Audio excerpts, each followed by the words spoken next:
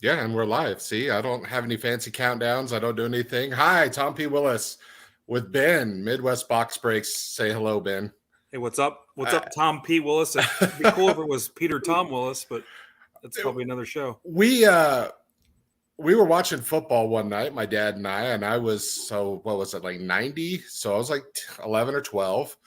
And yeah, Florida State, Peter Tom Willis. We thought it was the coolest thing ever. Kind of followed him around, checked out his career. He didn't last long, and then I forgot about him until a couple of years ago when I started to get back in the hobby, and everyone's like, "Oh yeah, like Peter Tom Willis," and I'm like, "I remember him." Hey, real quick, I'm repping Six for Soldiers tonight, so Oh yes, yep. that's fantastic charity. So if you guys feel like giving out Six for Soldiers, I love that one. So let's just start. How long or when did you get into the hobby first as like a collector? Tell us about that. Okay, so 83, and I know that because my sister and I went down to the gas station, had some money, and we bought some 83 tops, and I think I pulled a Jesse Barfield, and I told Barfield that on Twitter, and Tony Gwynn. And I think I traded the Barfield at the time. I think more people were pumped about the Barfield. But anyway, I bought a couple packs and kind of put them away and then got into it pretty heavier a year or two after that. And then stopped in the early 90s. Adulthood took over, marriage, working jobs, kids, blah, blah, blah. And then throughout the next 10 years or whatever, I'd buy a pack or a box or something here or there. And they just kind of sat there. And if popular players came on, like I'm a Niners fan, so like Jeff Garcia came on, I got Garcia cards and Kaepernick and things like that. And same thing with the Yankees and stuff too. But I really got fully back into it about 4 years ago. Okay. 4.5 maybe. Yeah, I was 87, 88 mostly when it got big because of Jose Canseco, doing the 40-40 stuff. And that's kind of the kid goes wild. I collected until the early 90s baseball. And then I think I gave up around 92 for baseball. And then it was like basketball with Shaquille O'Neal, Jordan, and then football, chasing the Rick Meyer rookie cards and the Drew Bledsoe because they were the rookie the same year. And but then after that, yeah, I stopped. I got back into it in 2011. My little brother he came back earlier. He came back in like 2007 when we started playing fantasy football, and then he kind of brought me back. And I've been back a little bit here and there since 2011. So yeah, it's just been great. What I love is everybody's coming back, and everyone has good times, and everyone has these great stories about how they started to collect. And it's just fun to hear people talk about, why they, started collecting and what it means to them. And I don't think I really quit. I just kind of put them away, and I never gave them away or threw them away or anything like that. I just kind of put them up. And I've said a lot of times here in the last few years, cards are important until they're not. You have something going on.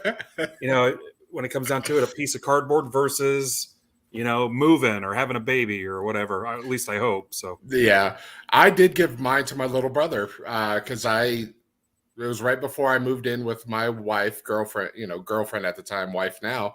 And I just didn't want to haul him from the small town I grew up in Colorado to, Denver. So I was like, I don't care about this stuff anymore, Daniel. Here, you love it. And so I did give mine away. But then a few short years later, I'm back again. And I wish I had all the stuff I gave away. So when you came back 4 years ago, like seriously, what prompted that? I had a coworker that I was friends with, actually Madden Crazy Titans fan. He's all over Twitter and Facebook and stuff. And we just got to talking, and I collected and stuff. And I started buying packs again. And this was a time when you could still go in and grab whatever retail you wanted. And I started buying blasters and selling cards on eBay and stuff. And he and I got to talking, and he or another person I work with told me about breaks, and I started checking out breaks, and it just, from there, it just went crazy, and bought into a ton of breaks, and it got to a point where I liked it, but I felt like I liked it on the other side where I could host stuff, and I'm a big community person and whatnot. And for me, and I started following Gary Vee too. And for me, nobody was really talking about how to sell, how to get your money back. And next thing I know, I mean, literally, I under my bed, just boxes and boxes, the 3 and 5 row boxes of stuff I bought from breaks. And nobody was really trying to figure out how to sell, how to trade, how to network and stuff like that. So I thought it would be kind of cool to make that be our spin or our niche to it, that, we would break, but we would also have, ways for you to trade and collect and stuff. And that's kind of how our break club at first it was Twitter, but then Discord started, where I wanted to have everybody in house and be able to trade and do things together. So, because you know how it is, it goes with anything. Mm-hmm. You can buy all day long, but selling is so much tougher. I ran into that when I first got back. I was buying into breaks, local card shop, national treasures, football, you get a bad team, but you get a sweet card. Like, I forgot who it was in 2011. The Chargers had a running back that was everywhere in every product. And I got this sick, like, lightning patch, but it was like, who's going to buy this patch to 25? No one in Colorado wants it. And I tried to sell it on eBay, and it was a non-payer. I mean, people complain about non-payers. It's been going on forever, just so people know. Like, all the big cards I've sold in my life, and it's only like 10 that I would say are like $50 or more. They've almost all had a non-payer issue, and I've had to relist it. So who was the guy or the person or the breaks that you watched first when you were into it, or who did you break with at first? So starting out, I did some with Buck City. I did a lot with Top Shelf. Chris was really good to me. I was kind of all over the place, and I'll tell you, I remember buying into eBay breaks pretty hot and heavy. And the nature of my job, I was kind of left alone, where I remember, working nights, 3 a.m, watching, a full case Gypsy Queen break, 3 a.m, some West Coast dude, and just boring as hell. Just, I'm like, come on, man, come on. And I think that's one of the things that stuck with me, to try to keep it loose, entertaining, engaging. And you get guys that don't comment on the chat, don't talk to anybody. I just kind of pretend like they're here, and we're all in the break room together and laughing and hanging out and making fun of each other and jokes and whatnot. But some of those guys, it was just brutal. And then the mail started coming in, all this stuff. And I'm like, man, what am I going to do with it? And actually, when I started my own, all that stuff I had from breaks, I gave away, Hey, fill this spot. I'm giving away, this Ripken had a Topps tribute to 50, if you buy the Orioles spot or whatever. But, Chris was great. I took him to a Cubs game. He knew what I was planning on doing. And I was probably one of his, I think he'd probably say one of the whales. No, you're good. Sorry. Kedrick says, hey, what's up? Kedrick's my right-hand man here. So awesome. He's working on some stuff for the show this weekend.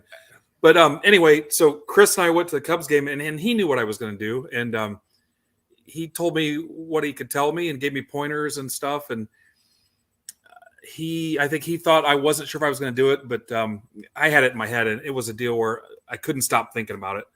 And I think that's how you need to do something, when it just consumes you. And one of the best decisions I ever made. So, and here we are 3.5 years later, and I've got something else, going on that is consuming me and keeping me up. We'll get to that later, but yeah. we're going to slowly do the. And I'll tell you, and this is important to me too, Tom. I kind of went through a rough patch, it was about 2011, 2012. And, I got married young in like 94, and, 4 kids later and stuff, and had some issues, and, found myself with 4 kids by myself, and was really a low point. And I share that because my friends out there that are going through things and whatnot, you get to that point, and literally all you can do is you just got to keep going. And I think the decision to do breaks and where we are now is really my way to tell myself, hey, okay, you can relax now. You can do what makes you happy. I've got a great wife now, Jamie. We've been married Here in a couple weeks, we'll hit 4 years, but we dated for about 4 or 5 years before that, and Awesome. changed my life, probably saved my life. And everything's, my kids are doing better. They're 3 of them are adults and out of school now, and 2 of them have kids of their own. And here I am again with something that I can enjoy and have fun. And I don't take it too seriously. And I don't worry about the money. I want to open packs. I want to have fun. I want to hang out. I want to shoot the shit with my friends and my card family. And again, I share that because I know there's people out there, going through it. And I'm telling you, man, you'll be fine. You'll be fine. You just got to keep going. And it's something I'm passionate about. I'm serious about because I've been there. And it was dark. And here we are, a few years later. And I mean, I'm truly blessed. And I'm so fortunate. It's a joke. We went to one of my wife's side, a family outing during the summer. And I quit my job. I'm opening cards on YouTube. And, they just kind of look at you like, what? And, I had it made, automotive industry, management, been there 21 years, awesome benefits.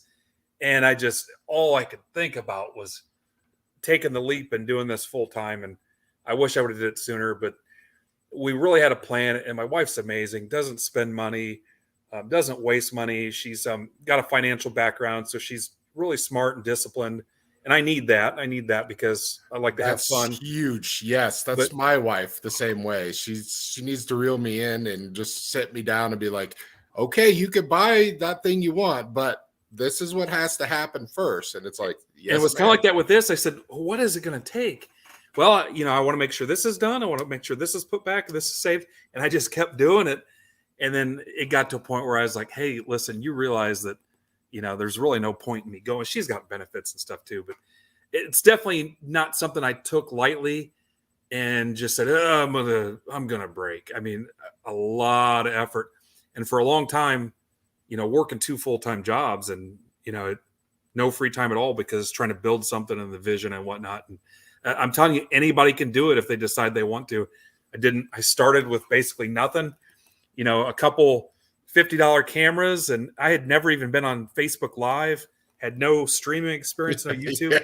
And this is no joke, Tom. Me and my buddy Todd, who helped me set up the website and stuff originally, I messed around for 3 weeks just trying to figure out how to stream. And then finally I realized my computer was too old and didn't have the balls to upload cameras. So I went and I spent $900 on a computer. And nobody gave me anything. Nobody, I got some pointers from a few people and stuff, but I see people out there that just aren't willing to, like back to Gary Vee, eat shit. You have to grind and eat dirt and take the crap for a while before, you can enjoy the benefits of it. So, but it's not all me. I've got a great team. Kedrick's awesome. Coach is awesome. Mike, Troy, the guys in the group, Aaron, Numi, all those guys. I mean, they pick me up, fundamentally in the group and also, emotionally, when I'm having a crap day. So I want to just talk about a couple things real quick. This is my way to fight my bad spot. Not a lot of people know this. They think the Tom show, just Tom being silly. What this really is me wanting to talk to my Twitter friends to get to know them, because I'm really bad at getting to know people on like a personal level, like a deep connection. I'm a very much hey man, I love you. Hey man, that sucks. That's whatever's going on with you. Or, hey man, that's great. Let's do this. Or, hang out and do stuff, but I don't get to know people like deep connection. So that's one reason I do this. The other is, so I'm not laying in bed just being depressed and watching Twitch or watching other people do stuff. This helps me get, like, okay, Tom, you got to lift yourself up. You work every other night, but you got a couple free nights, and just do something that you enjoy with people you enjoy. So this is just, not a lot of people know this unless you watched last week with Garrett, because I kind of spilled the beans with that. But this is just going to be my project. I'm not going to do breaks, I'm not going to do that, but I just want to get to know my friends and the people I've interacted with on Twitter better, and then to share that, because I've been in breaks with you, not a lot, but a few. And I used to jump in your YouTube channel all the time. My YouTube name is T-Bone978, so people didn't know it was me on in there, but I would make some jokes and people would be like, who the hell? And then I'd be like, okay, time to go. No, nothing bad, but it's so, you're right. But I want to hit something else before we go back into your other stuff. Companies, when they hit a $2 million revenue mark, struggle immensely. You could go from making 1.8 million and just everything you've done before is fine. But once you get to like 2.1 million, and we got this from a financial advisor for a company I worked for, things change and you have to have that base fundamentals. And you see this sometimes. Some people are selling cards, some people are doing breaks, and they're growing and they're growing and growing, but they don't have a foundation to support. They're on stilts, 20 feet in the air. And it sounds like you did it, you're like, I'm going to do this, but I have a financial background wife who, helps me do this. And I have a team. So you're building up all these things you want to do, in these layers to get where you want to go without, it's a risk, doing this is a risk, but you're not reckless. You got to be smart. If you want to do this full time, you need to understand how business works. You need to know how to pay your taxes. You need to know how to do employee forms and get employees, because you see this a lot. People are like, oh, I did a stack sale and it's 3 weeks later and I'm still sending out the stacks. And you're like, man, you got to have help. You got to know when you're overwhelmed. So yeah, I love it. I was actually watching a lot of your breaks at the time when you said, hey, I'm quitting my job and I'm going full time. And it's just like, for a lot of, especially last year, that was the dream for almost everybody that was on Twitter. Like, hey, this 2020 card thing is going crazy. I just want to be cards full time, whether it's a Twitter thing, a breaker, or stack sales. I just want to be in. Now in 2021, things have kind of dipped a little bit. Cards are still strong, but they're not that crazy 2020. And the people that have been here before, even 4 years ago, well, 5 years ago, cards were cheap. A box of Topps Chrome, was like $90, $100. Same with like most of Panini's football boxes were like $100.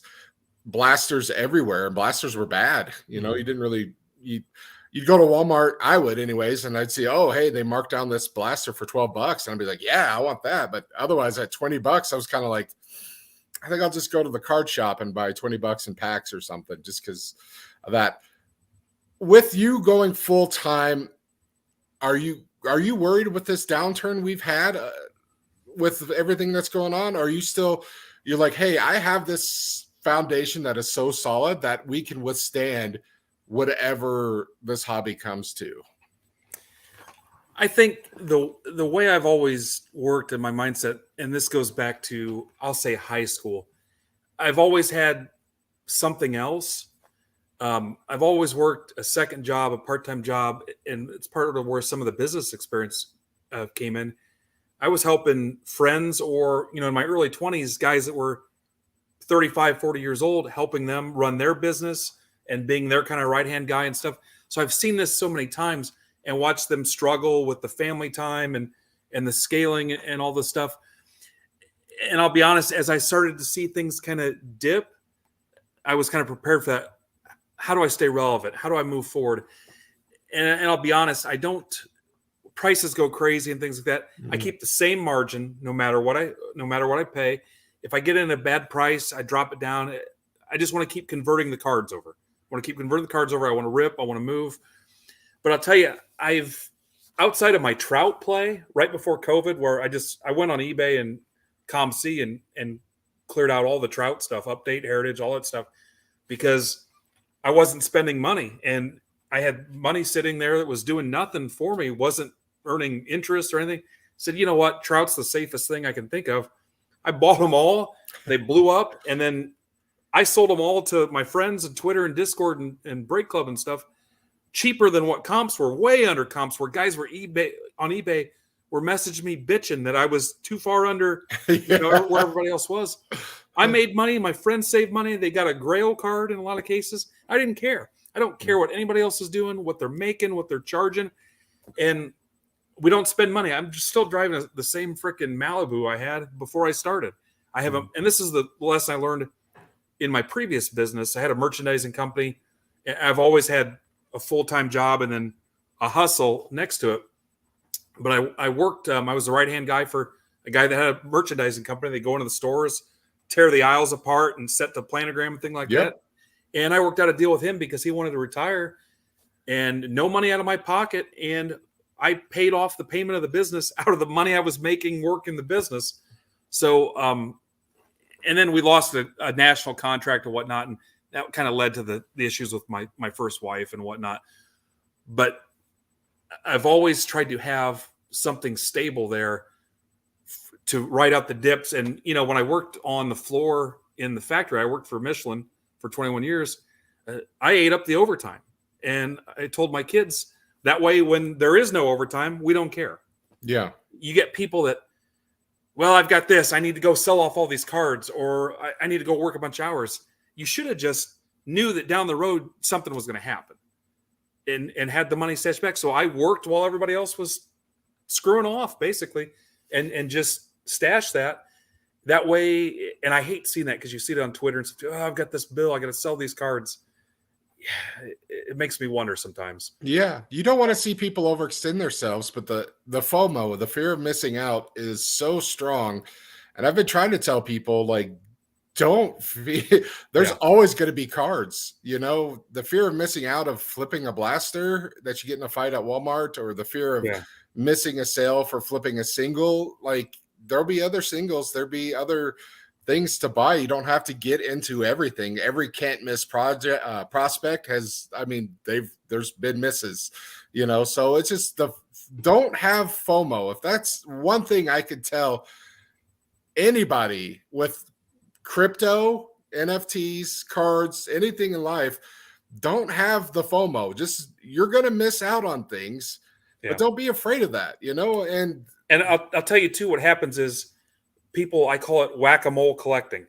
Oh, Robert's hot. I gotta get Robert. Yes. Trout, Joe Adele, and they just jump around and they chase. They're a wave behind where everybody else is, and they've got no leverage. So when it comes back down, they're screwed. And I tell you what, I don't get excited about investing, prospecting, whatever you want to call it. I don't chase the rookies. I don't have 600 slabs coming back from PSA. It's a gold rush, and I'm the guy selling shovels. I mean, I don't know if you ever heard that before. I put up the brakes, rip them, and base hits. I'm Ichiro or, you know, Tony Gwynn. I don't swing for the fence. I just consistently open wax every week, and we have fun. And I've got my number that I want to do, and I just consistency all through the year.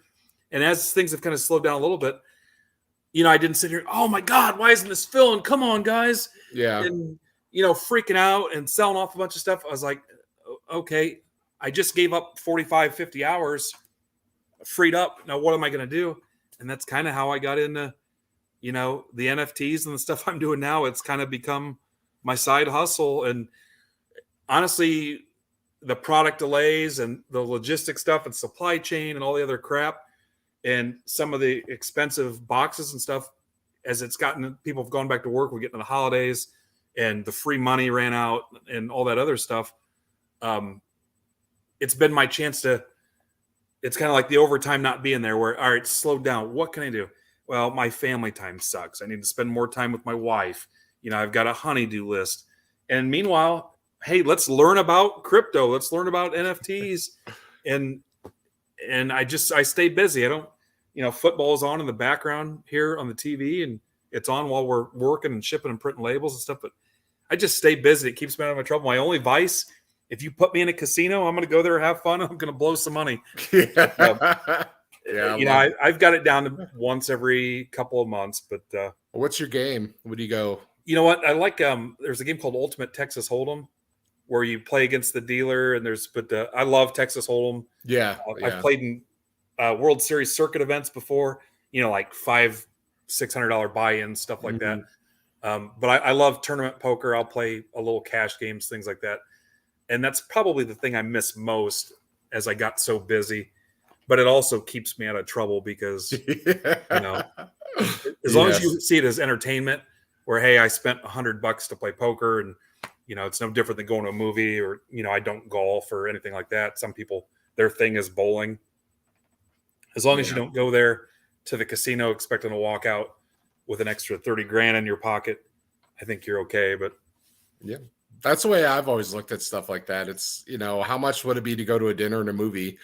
Well, let's just go to the casino and yeah. spend that much, See, my and however wife long. hates to gamble too, so that helps me too. I mean, she's just, she's a branch manager at a credit union, and just the idea of Oh yeah. throwing money. Yeah. Hey, so my buddy Garrett says, what has been the biggest difference in working your old 40 versus working the hobby full time? The negative side is I haven't figured out how to structure and manage myself in that. At the old job, I knew what I was doing 6 to 2, 7 to 3, and things were locked in for me. I had to go to this meeting, had to go to that meeting, had to be here. This had to be done on Monday, stuff like that, where I haven't found that yet, because sometimes I wake up at 7, sometimes I wake up at 8. I go down the Twitter rabbit hole right away and post good morning to 100,000 people. And then, or actually 19,000, but we say millions here. We just say the millions of our fans, like The Rock. But I mean, that's been the thing that I'm still, and it's been 7 months the day trying to retrain my brain that I can do whatever the hell I want. And, I try to make the most of that. My 3 sons are adults, and, try to go to lunch with one of them here or there, take my wife to lunch. But I know the guys that have been doing this a long time. Monday is their ship day. Tuesday is the day they place orders, and they're a little bit more experienced and disciplined than I am. So that's what I'm learning how to do. And I'm just now starting to write stuff down. And ironically, I catch myself doing the shit I hated at my old job, because I don't like to be, I want to manage the way I want to manage. Mm-hmm. And when someone says, no, this is how we're going to do it, and no, Yeah. and there's been times where I'm like, you know what, I'm going to kind of steal that and go back to doing that. But the benefit side of it is, I still work out of my home. We got a real good sized basement. Me and my buddy finished it ourselves, saved me a ton of money. So I don't have that overhead. But the other flip side of that is sometimes, you need to get up and get dressed and get out of the house. And, whether it's pandemic or not pandemic, sometimes you just got to see people, and you got to see things, and you got to let the sun hit you and stuff. And I sure hope we don't run into that again, because we had a lot of people in our group, while it was at its worst, that told us that, hey, you guys helped me get through this. And it's one thing to come in and spend money because you had nothing else to do and spend it on, and as long as it was within your budget. But we had some people that, they told me in DMs, thank you. I had nothing to do, and I was depressed, and I was moody, and, I was unsure what was going on in the world and stuff. And I bet I got probably a dozen of those that, the pandemic being the next wave of things that, spike the hobby and stuff too. So, yeah. And that's another, the country shutting down, besides people just losing their minds politically on both sides. It's that real factor of people need people. People need to get out, and people don't like to be isolated. We're our social creatures. And you can get by with, Zoom calls and, Twitter and Discord and all those things. But if you're not getting the connection you need, man, it's just, I feel for those people. My depression is not that. My depression comes from other stuff. Because I don't want to see people.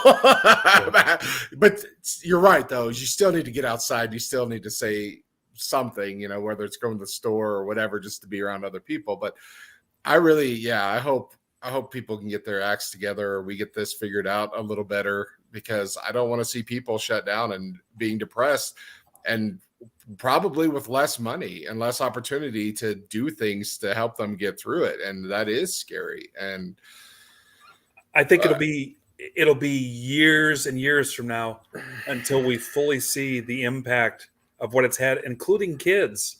Those are the ones I worry about the most.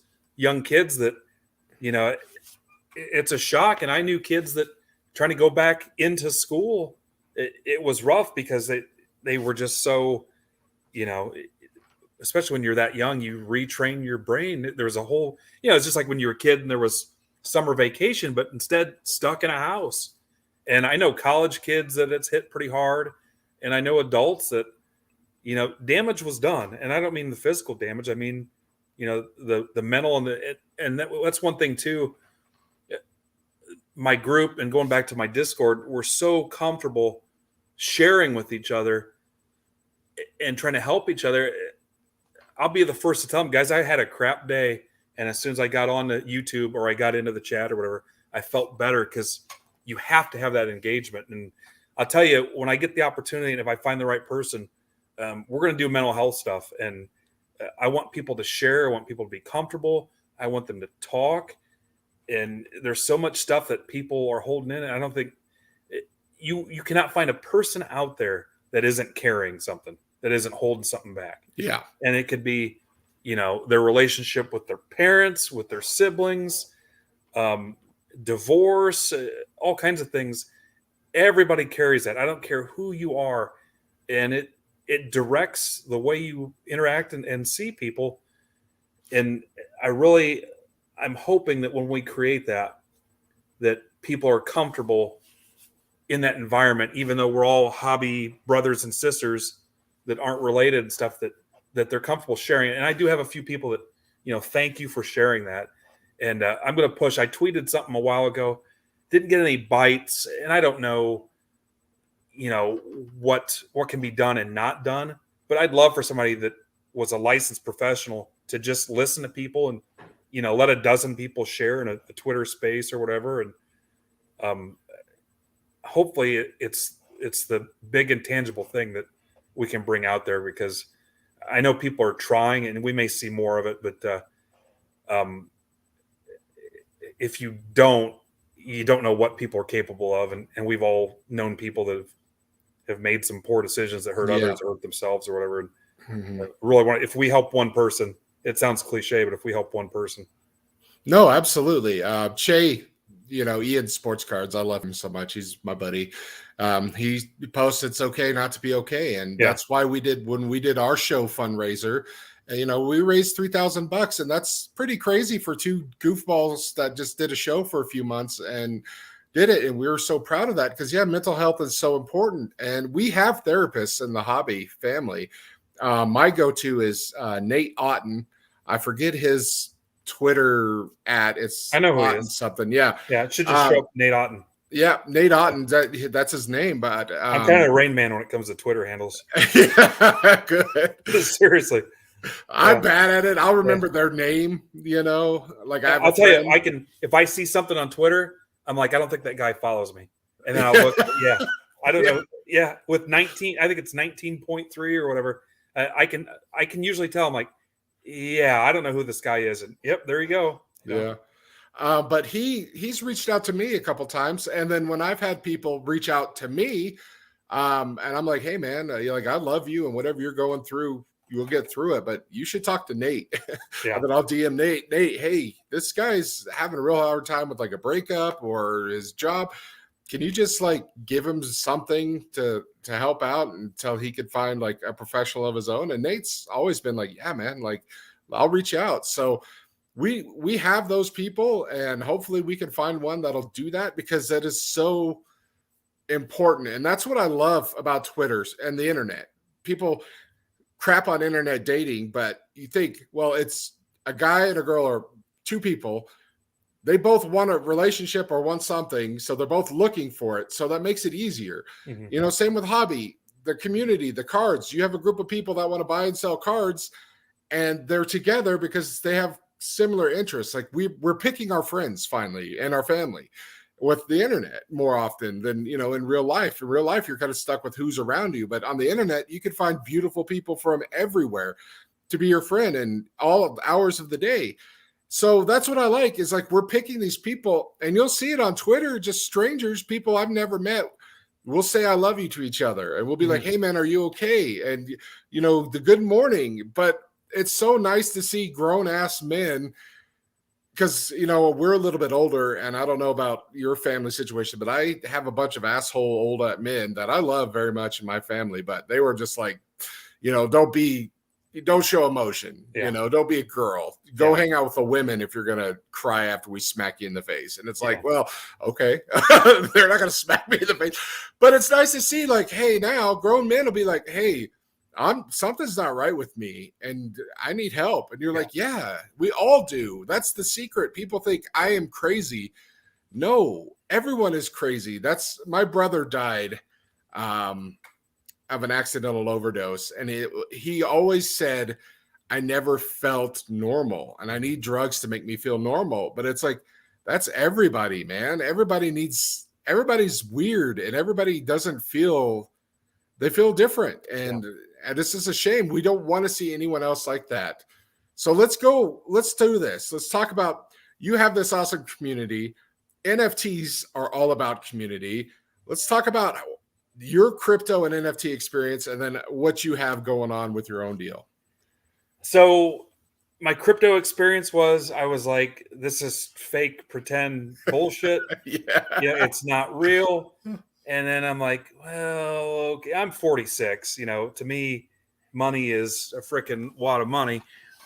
But you look good for 46. I'm 43. Yeah, I'm getting a little bit of gray in there, but oh man, you look good. I think what it is that big smile you got on your face. You're like, I have my dream job. I'm talking cards and fun stuff. Yeah. So I love it. You're beautiful. Sorry to interrupt. I just been thinking that, like, he said he got married young, but he doesn't look much older than me at all. And I'm like, I look like shit. Like I said, I've got 2 grandkids.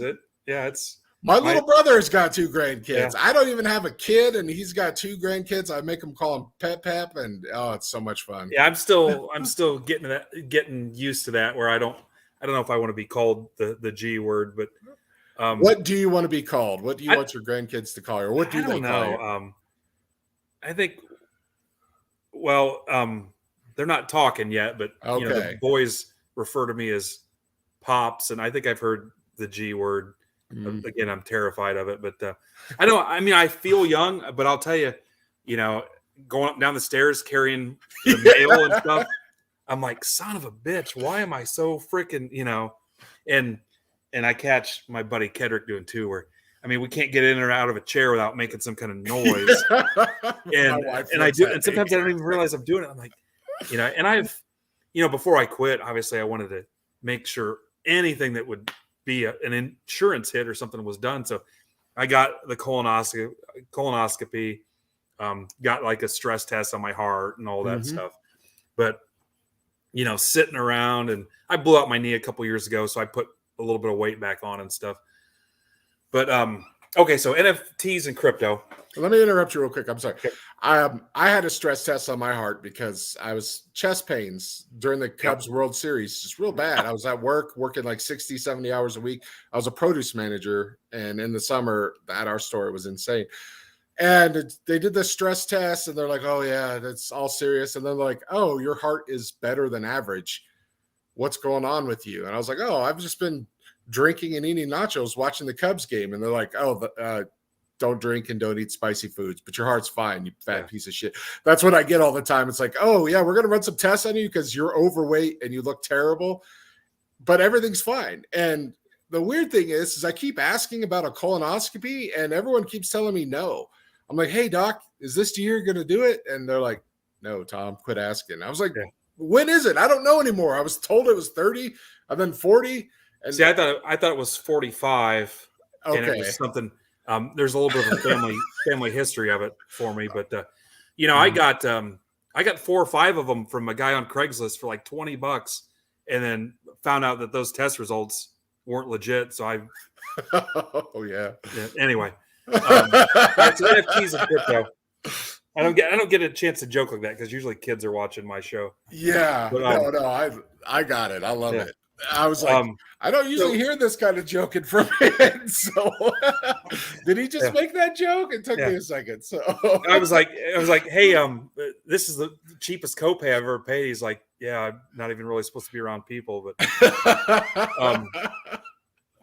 so anyway, so I got a buddy that is really into crypto and was learning about NFTs and stuff. What's up, Jeremy? A coworker. And that's the thing too, and that goes back to our conversation about the engaging and learning people.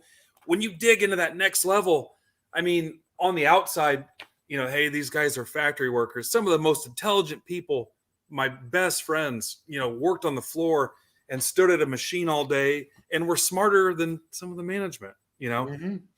But I say that like they're outside listening to me. Yeah.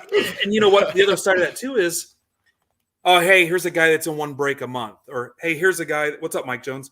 Here's a guy that's, pops in the chat. I don't think he's ever spent money here. You get to talking and stuff, though. And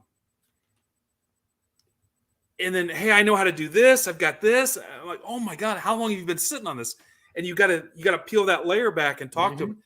And instead of 30 random people in a baseball break, you got this guy who knows how to do this guy that's got this.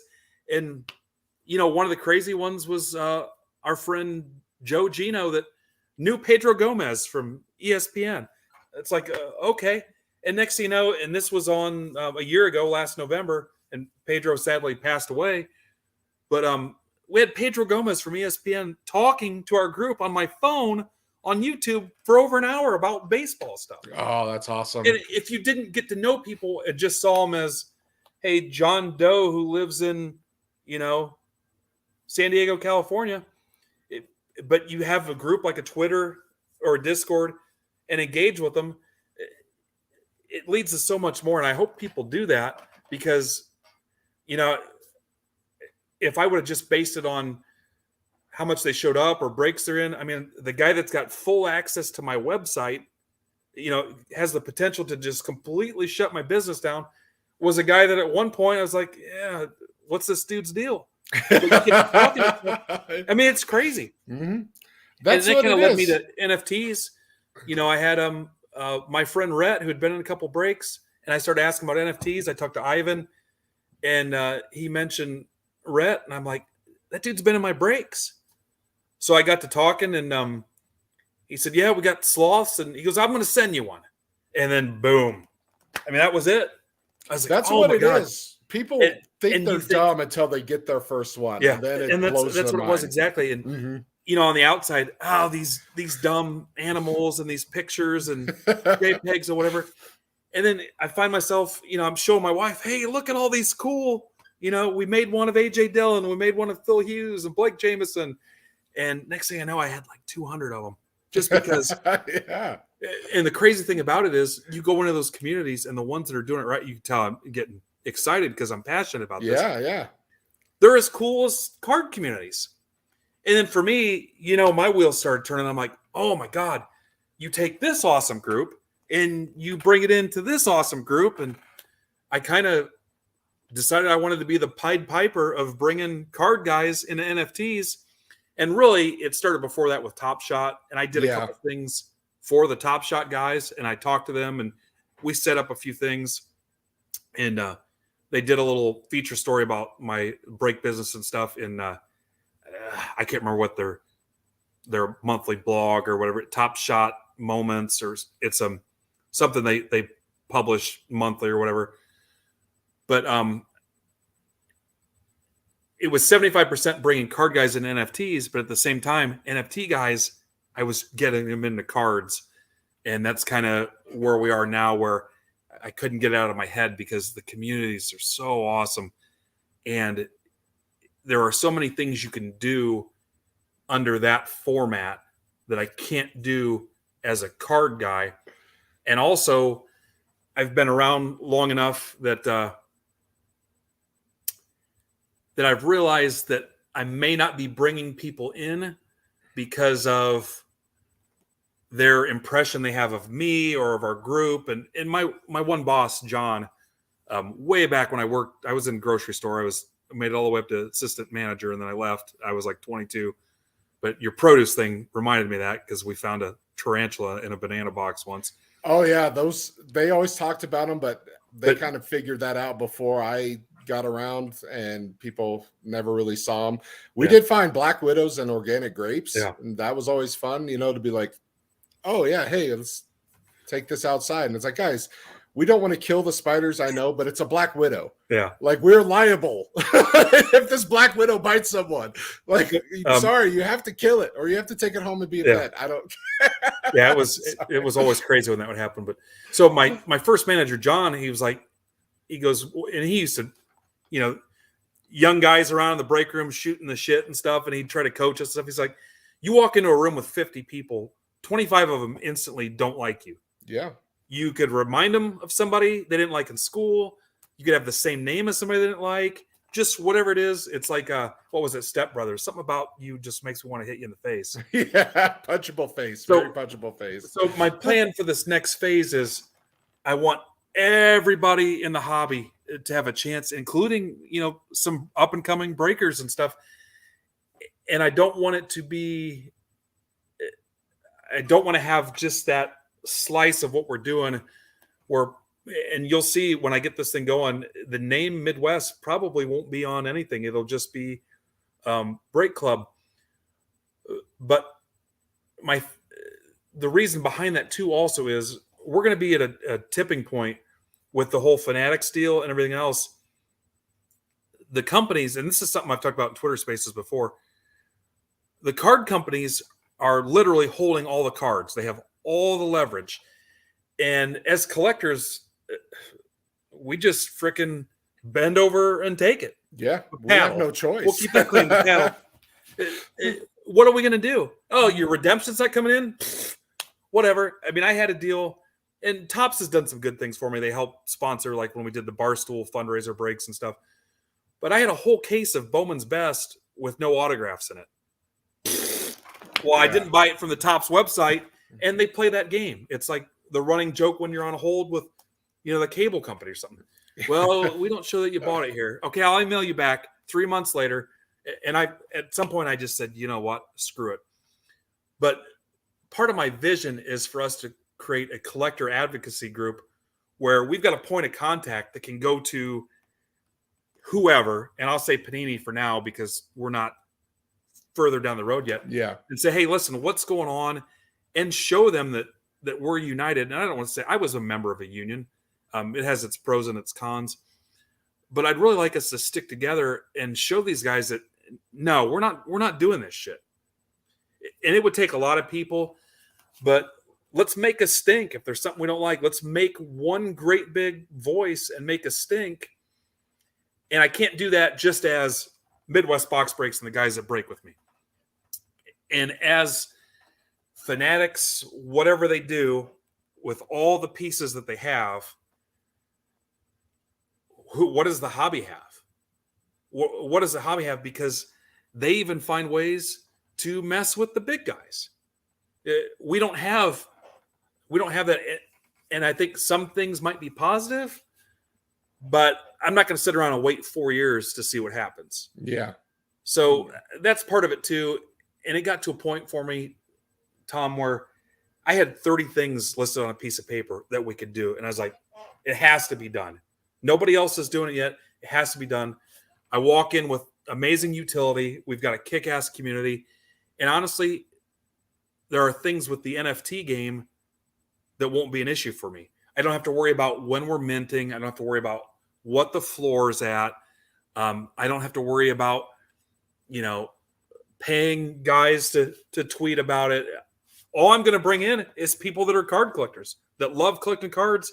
We're going to keep doing what we're doing, but it's going to be fueled by this project.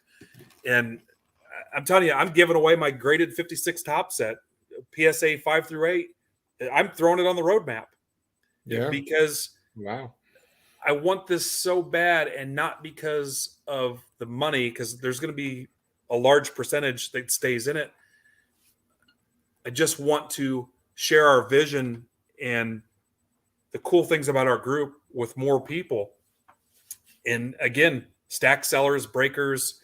I just worked out a deal with Shield Titan where we're going to offer some supplies at cost or a discount, Minuteman tickets. And I just want to bring us all together, if that makes sense. And I want to still appeal to the people that, for whatever reason, don't like me, don't like our group. And I'm okay with that. I just want us to work together, because were nothing compared to these companies.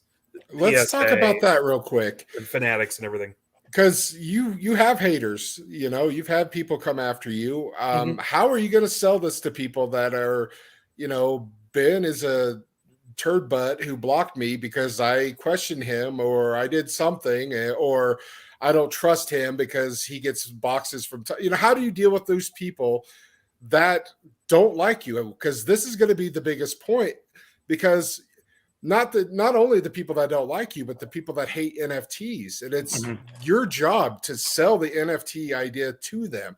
So do you have any plans, or how are you going to approach it to be like, hey guys, everyone's welcome? How are you going to do that? Because I don't deal well with haters. You guys have probably seen a couple of my meltdowns where people have come after me, either for something I said a long time ago as a joke that was pretty terrible, or, joke that someone got banned and then they want to destroy me, and it's like, guys, I was kidding. But now, so that's just so hard for me. And I always want to learn and grow. How do you resolve this with your haters? So I'll tell you, I was always told that if everybody likes you, you're doing something wrong. Oh, absolutely. Yes. If everybody likes you, you're doing something wrong. And that's something to think about, because you're never going to make everybody happy. I think the most frustrating thing for me that I struggle with the most is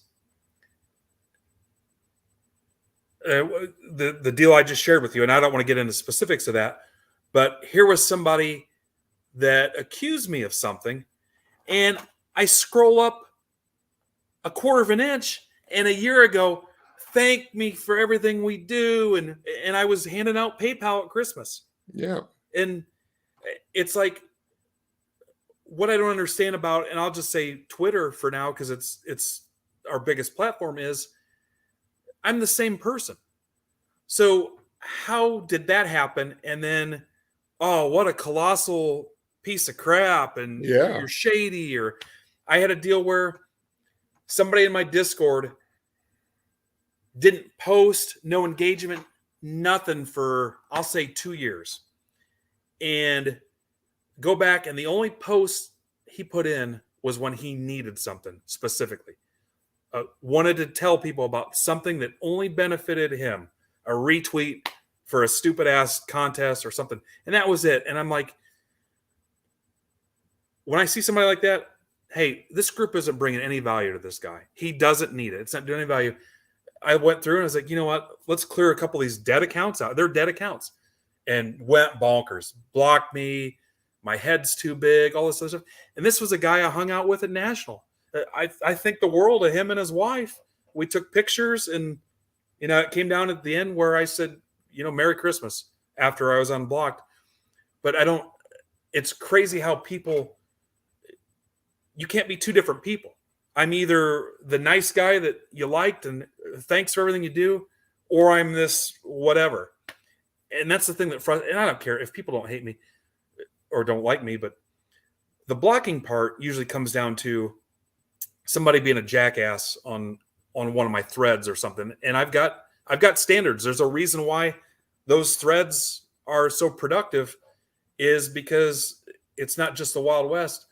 But I have an issue with people that choose not to read or want to give me a bullshit reason. There was a guy that, Twitter won't give me enough characters. Twitter won't give you enough characters to list 4 prices on your card. You're being lazy. Yeah. And so they go off, and you know what? 9 times out of 10, they block me first. And I'll tell you, I go through, and I mean, we just had a discussion about this, and I had one before where guys said, hey, I messed up. Will you unblock me? I've had 2 of those where, and you know what? And maybe they don't like NFTs. They don't like me. They don't like the FanDuel tweets. They don't like the poker tweets, whatever. But that does bug me. And I care about how I'm perceived. But at the same time, like I said, it goes back to, not everybody's going to be happy. I try to focus on the people that do know what we do. And honestly, the crappy comments on Twitter, if you look, they're not even following me. They're not following the group. Nobody in my group knows who they are. They're so far on the outside. And I understand it. From the outside, not knowing anything about anything we do or anything about me specifically, oh, hey, what's this guy's deal? You know, and then they post comments or accusations or whatever, where you know they have no clue what we're about or what we're doing or anything. And whenever possible, I try to make those things right. And the last one, I mean, you saw it yourself. Last thing I said was, "Hey, happy holidays," Yeah. and that was the end of it for me. Happy holidays. That happened to me with a real life woman who lost her crap while I was door dashing. I said, after she was yelling at me, I just said, "Yeah, Merry Christmas." Turned around and walked out. She followed me to my car screaming at me. And, Yeah. you know, I told her to F off. I was, you know, not my best, but Yeah. yeah, I mean, I've had I try to stay professional as much as I can. Yeah, I try to, but I'll lose it. Like I feel you on that, because I had some people, you know, I would stand up for some people, you know, be like, hey, just because you don't like their politics doesn't mean they're a bad person. This person's a really good, both sides, you Yeah. know, be like, there's like a Twitter battle of politics. I'm like, hey, you both are awesome. And I love you cannot both. stand politics. Yeah. Me either. But I just don't, you know, like you don't like you see your friends fight, then Yeah. I realize now I just need to stay out of that, because no one wants interference. But then, you know, they message me like, hey Tom, you're so great. Or they message me later, be like, yeah, I'm really depressed. And we talk, you know, back and forth for a while.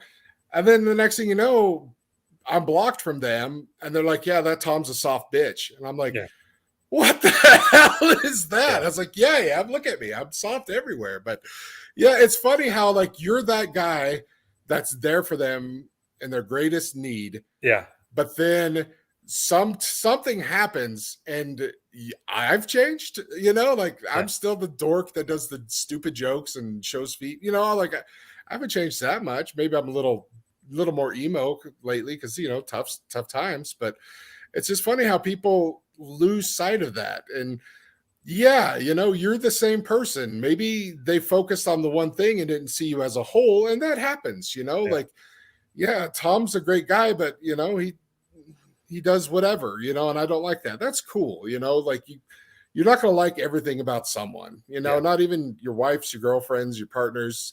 You're going to love a lot of something, but no matter what happens, they're going to drive you nuts with something they do. Yeah. And go ahead. I knew somebody that I told her at some point that if you sit there and focus on the thing you don't like about a person and you write them off because of that, you're going to be left with nobody, because everybody's going to have something that you don't agree with, and you just accept that, you know, as them being human. And if not, you're completely alone because you'll have nobody. But so back to the NFT thing. Yes. So, sorry, I ramble. We ramble here. We go on side tangents. That's fine. I'm in no hurry. I don't have a job to go to. Know people, you know, and that's how you know people. So, and there's because I was one of these people. Oh, what's this? But I'll tell you, I've got a whole Discord group that you can rank them where I'm 100% in. I want to know more. I like it, but I don't know what to do.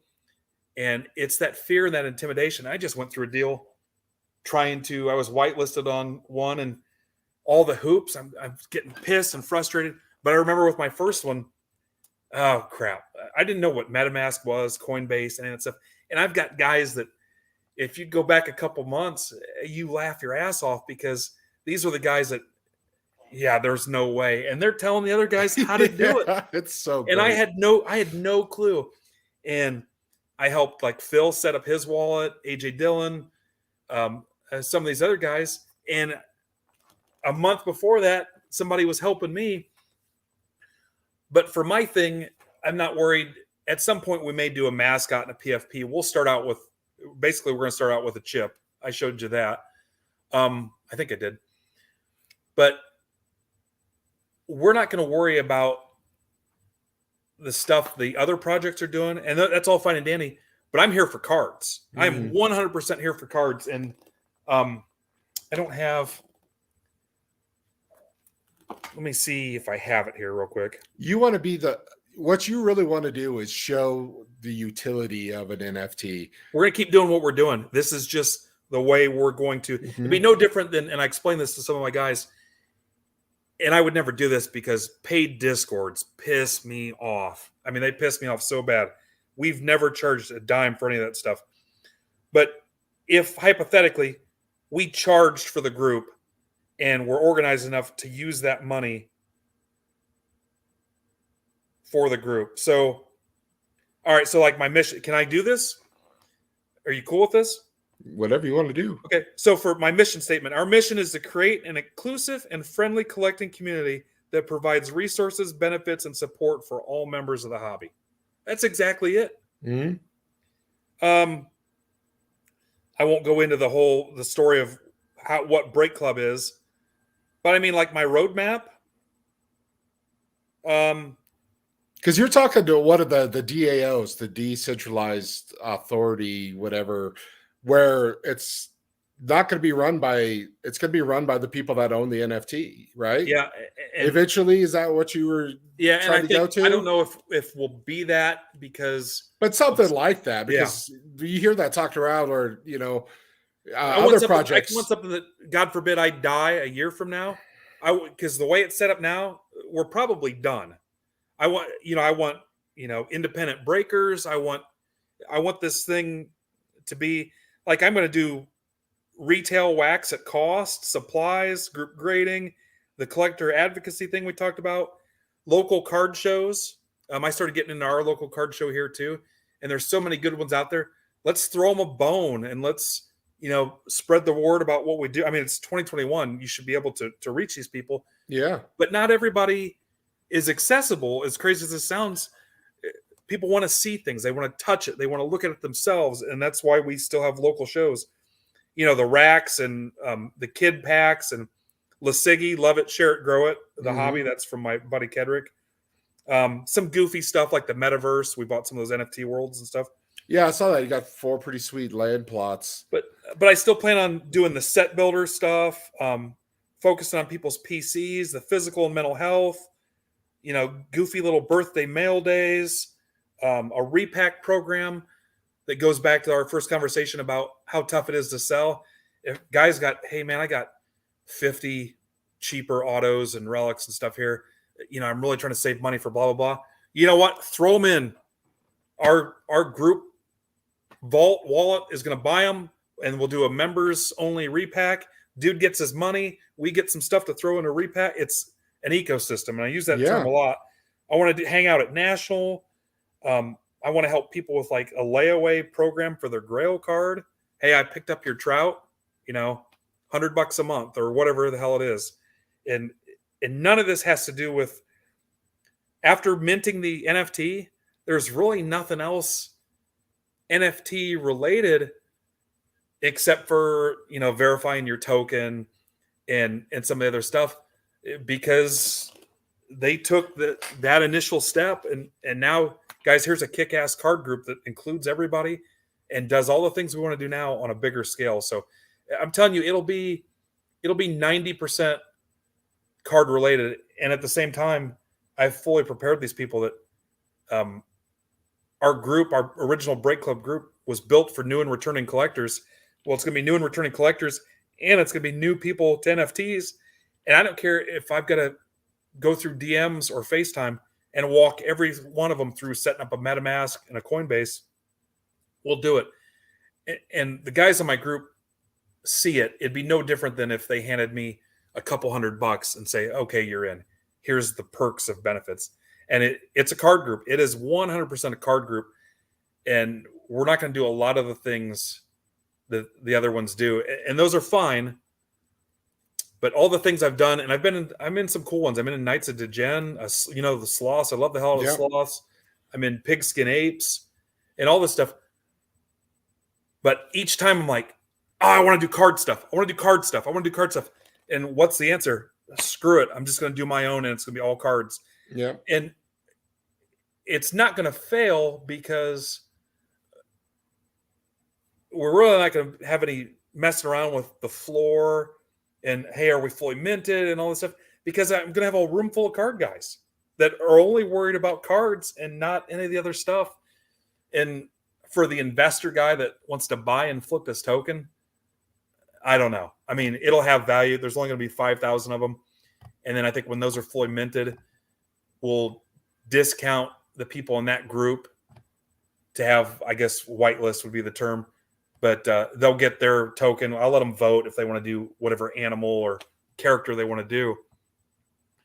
But after that, it's cards. It is about cards, grading, supplies, collecting, PCs, set building, breaks. I'm going to build a Web3 site where it's only accessible, with your verified token. That's how you'll sign in, and they're going to get discounted breaks. Part of that money is going to be used to keep break prices down, and really the breaking is going to be a perk of the group versus I need to break at X to make profit.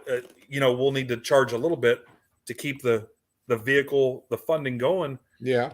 But it'll run different and separate from my existing business. There won't be anything Midwest on it. And the reason for that is, I still need to run MBB, but at the same time, again, I want something that I can walk away from down the road, or the group can run. None of us are going to live forever. A team, a community that can, hey, we want to do this. We want to break this, let's donate $5,000 to Big Brothers, Big Sisters, or SIGs for Soldiers, or whatever.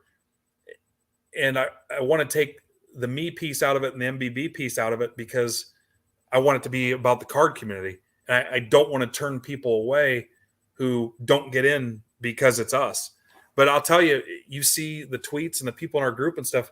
Our group's done some pretty amazing stuff, and I'm proud of it. I mean, we've moved people to tears from generosity and some of the things we've done for people, and that's not going to go away. All those people, I want to convert all those people over and have that be the experienced leadership. So when we open a new Discord, it's not Wild West, 3,000 people just going nuts. That I've got a team that, my core group, Tom, started with half a dozen of us, and then we coached and trained and set the expectations for the next layer and the next layer, and people come and go because it's the nature of the hobby. But now I've got 350 people that are going to come over and be the core group of, a bigger, better thing. And I'm telling you, it keeps me. I slept 4 hours last night because I could not shut my freaking brain off. Yeah, what's like, you're just talking and I'm just thinking of all the things and places you can go. We've talked a little bit about stuff like, just, I think I said it a while, like a poker chip, almost every breaker has a poker chip. If you just turn that into an NFT, everything you use that poker chip for, you can use the NFT for, so it's, and what's funny is you see people dog the poker chips. And I think it was 3 years ago, 2.5, whatever, my 1 year anniversary, somebody bought the poker chips because I think they knew I had a little bit of a poker background too, but it just kind of became a thing. And the chips, dude, I've got a stack of probably 15 chips there I was trading them at Phil's booth at the National with you got a chip? Let's trade chips. And it turned into a thing. Yeah. And kind of like a challenge coin for the military and stuff. And I'm an old school guy too. I'm an old school collector and stuff. But at the same time, what's wrong with doing something different? What's wrong with a little, when we were kids, hell, you didn't put a card in a penny sleeve and then put it in top loader. And I've heard the word cult. The word cult has come out sometimes. And it's a family, man. It's a close-knit family that's got each other's backs. And so many, and people are missing out when they're not in those, because so many amazing things get done when you work together.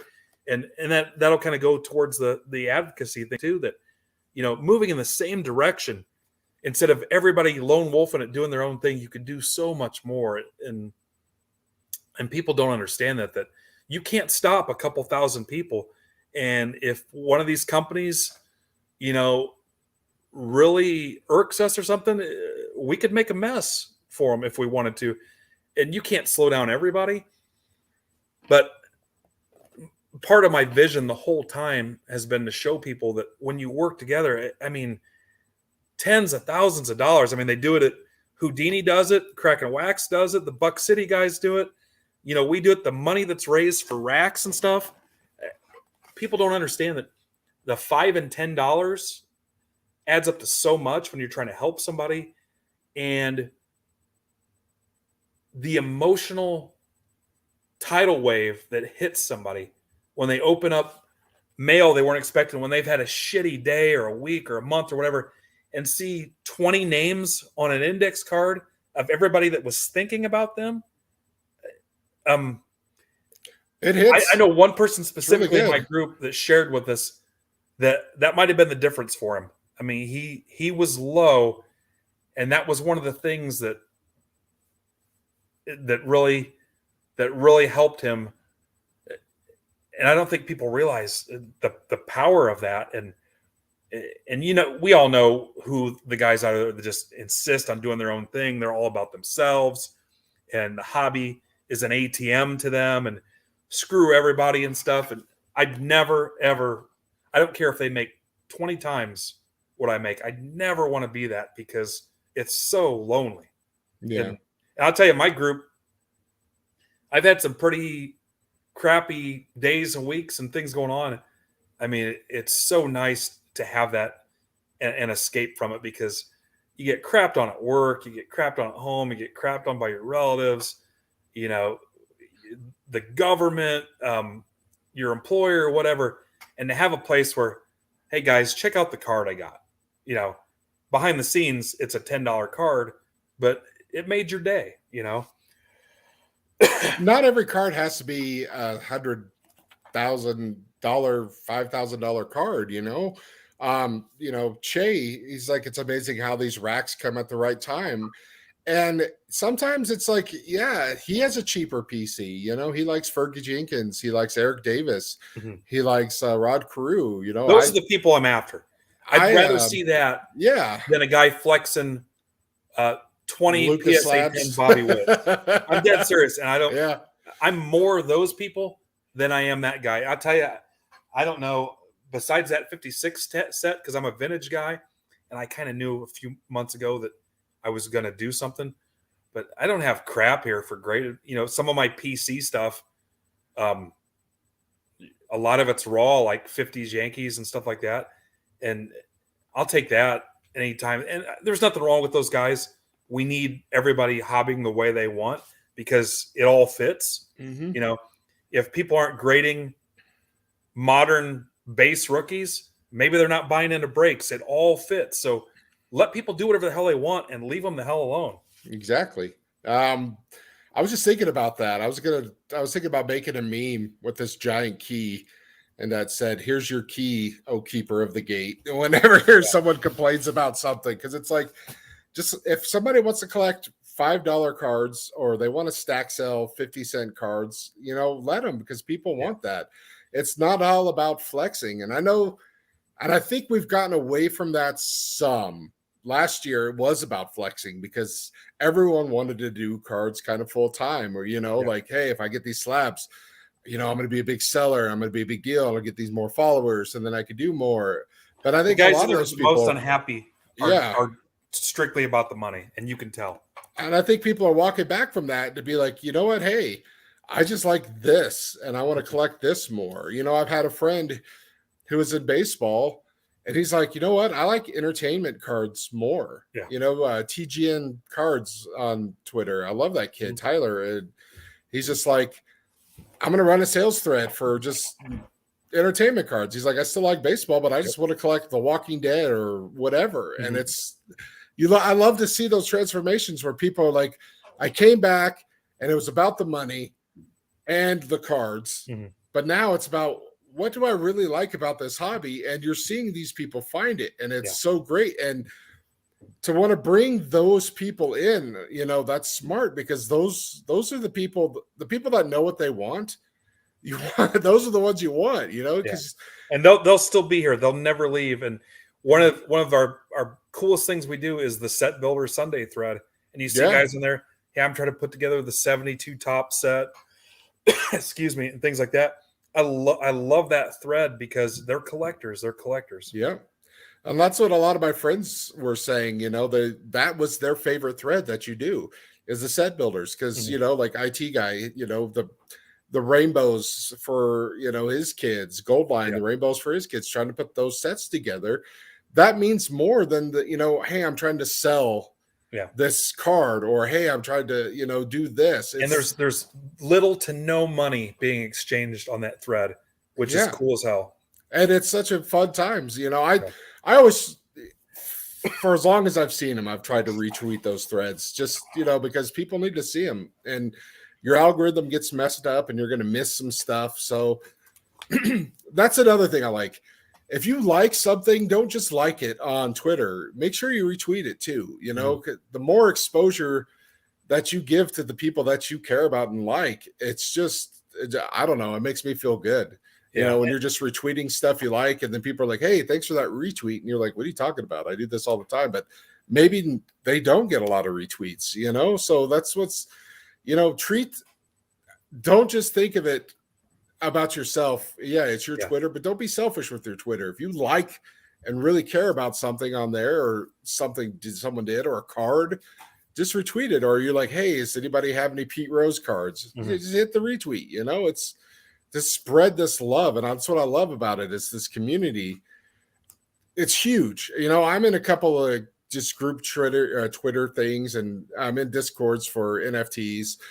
And the small ones where you get people talking to you, those are the best ones. And you're right. The Discords that go like this, like Top Shot when it was first out. Yeah. And you're on slow mode. You can nothing productive is getting done in that. No, it's just spamming and memes and it's awful. But you talked about sloths and the ones you like. Mine is the Duck Bucks. They were friends of Ivan. Ivan said, hey, my friends are giving away, one of their ducks. Join their Twitter, or follow them on Twitter, join their Discord. And I did. And I was just talking with them, goofing around, didn't think I didn't win, but I'd still pop in every now and then, be like, hey, because they have like a meme post, or like make us laugh, just stupid little things. And I'd do that. I just always retweet them, like, hey, they're friends of Ivan's. They're cool to me. I'm just going to retweet, and engage. Yeah. And then they gave me one of their NFTs. It was my first non-Top Shot NFT. And they're like, you help us out so much. Here you go. Yeah. And I was like, wow, this is incredible. And then, so now I'm like, oh, I'm going to put the effort in, and I'm talking to them more. And they're card buddies. They're people that we've met at card shows and done this stuff. And so they're like, we're a card hobby people that want to make NFTs because we love both. And and I mentioned them to you, because it was like, there are these people that do both and they love it. We have so many friends that were like, Top Shop's done. And now they love it. Now they're doing other NFTs. I'm sure people have muted or blocked me too, because they don't want to see it. I'm still a card guy. I mean, I'm still, I'm still mute the NFT if that's what you really want to do. I wouldn't, because what's important, I always say this, you don't have to get into NFTs. You should learn about them, because maybe there's not one that's right for you yet.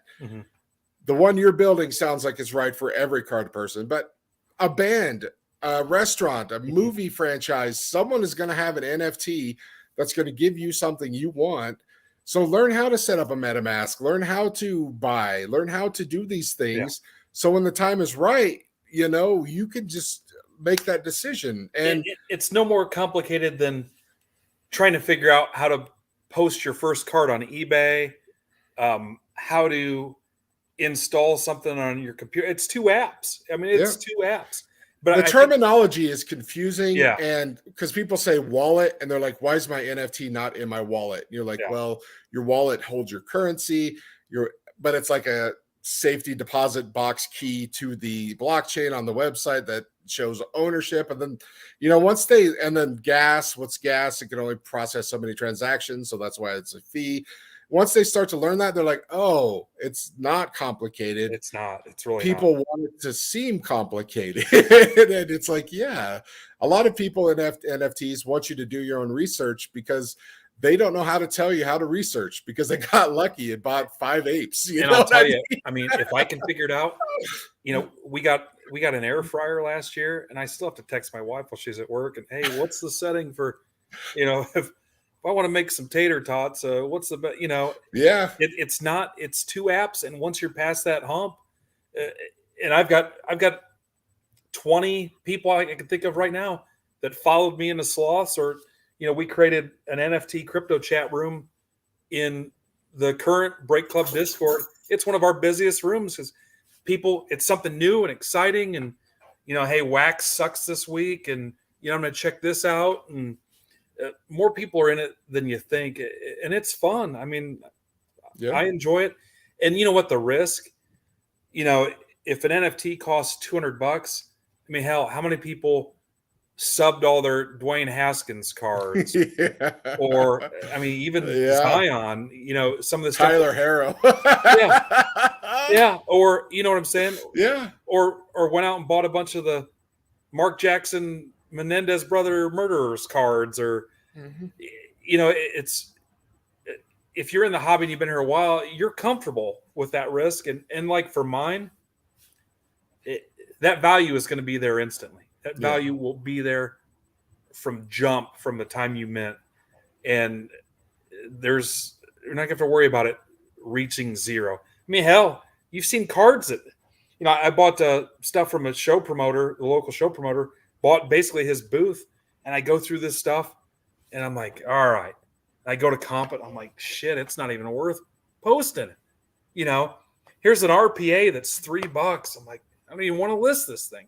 But there was a time you look at the back, $75. What the hell? Yeah. I just went through Drew Lock. Oh my God. Big stack of Drew Lock. Careful, stuff. My buddies love Drew Lock. We got, send them my way. I'll make them line. And I get teased in our group chat because I'm a Drew Lock hater, and I don't hate Drew Lock. I just know he's not good yet, and I want him to succeed. But yeah, Drew Lock, people were buying him in the preseason because he had some great preseason games, and I was there the whole time being like, he is never going to be the starter, guys. It's Teddy from day one. They're just toying with you. And this cycle has gone on since, I mean, how far back do you want to go to? I remember talking Wally Joyner, Kevin Seitzer, Joey Myers, Greg Jeffries. Yeah, Walt Weiss, Jerome Walton. Hey, how far back do you want to go? And it's just the next phase of it. And that's why I don't go crazy or, hey, he's the next, who's the next Trout? Guess what? Right now, Trout isn't even the next Trout. Yeah. And and back to the risk. It's no riskier than that. It's no riskier than that. But I think people are like, well, then I still have this card. But it's like, well, you still have that NFT. Yeah. There have been, it's not common now because it's such a short time. But NFTs, some have had resurgences from like 0.001 whatever floors to like, hey, I've actually made my money back at least because there's been enough interest and I got out. And maybe it goes up, maybe it doesn't. But there's different blockchains, the ETH, the big one, layer one, it's expensive. It can only process 20 transactions per second. That's why the gas fee can get so crazy if there's a lot of traffic. But then there's layer two, Poly. It's pennies to do a transaction. Then there's, Hen and Tez and all these other ones. So you don't have to just limit yourself to one blockchain. Yes, if the ETH is the way most people look at, blue chips. No one's going to call anything else a blue chip, but you could find stuff you like for $20 on other blockchains or $50. I spent 20 or $25, maybe $30 on a snail because I know the artist and the guy was cool with me. I said, sure. And I saw one, it was numbered 23, my lucky number. Yeah. Don Mattingly. And, it had a rookie logo on it. I think it was supposed to be more like MJ. What's it? It's a snail. And my buddy Detz made them. And there's art people out there, legit art people that, and I remember in my groups, my circles of friends, at my job, guys that get off on that art stuff that like, the Batman stuff and Spider-Man and, the plastic comic busts of guys and the Superman and stuff. And I've got a friend that's got a curio cabinet full of nothing but Marvel and DC art related sculptures and stuff that, I mean, that really does it for him. And there's some badass art out there. And if something's cool, it's something's cool, but I'm not somebody that gets excited. I'll tell you, art is the smallest piece of this that interests me. But there's people out there that, damn, that's sick art, and that's cool as hell, and people are gonna collect it because it looks cool. Yeah.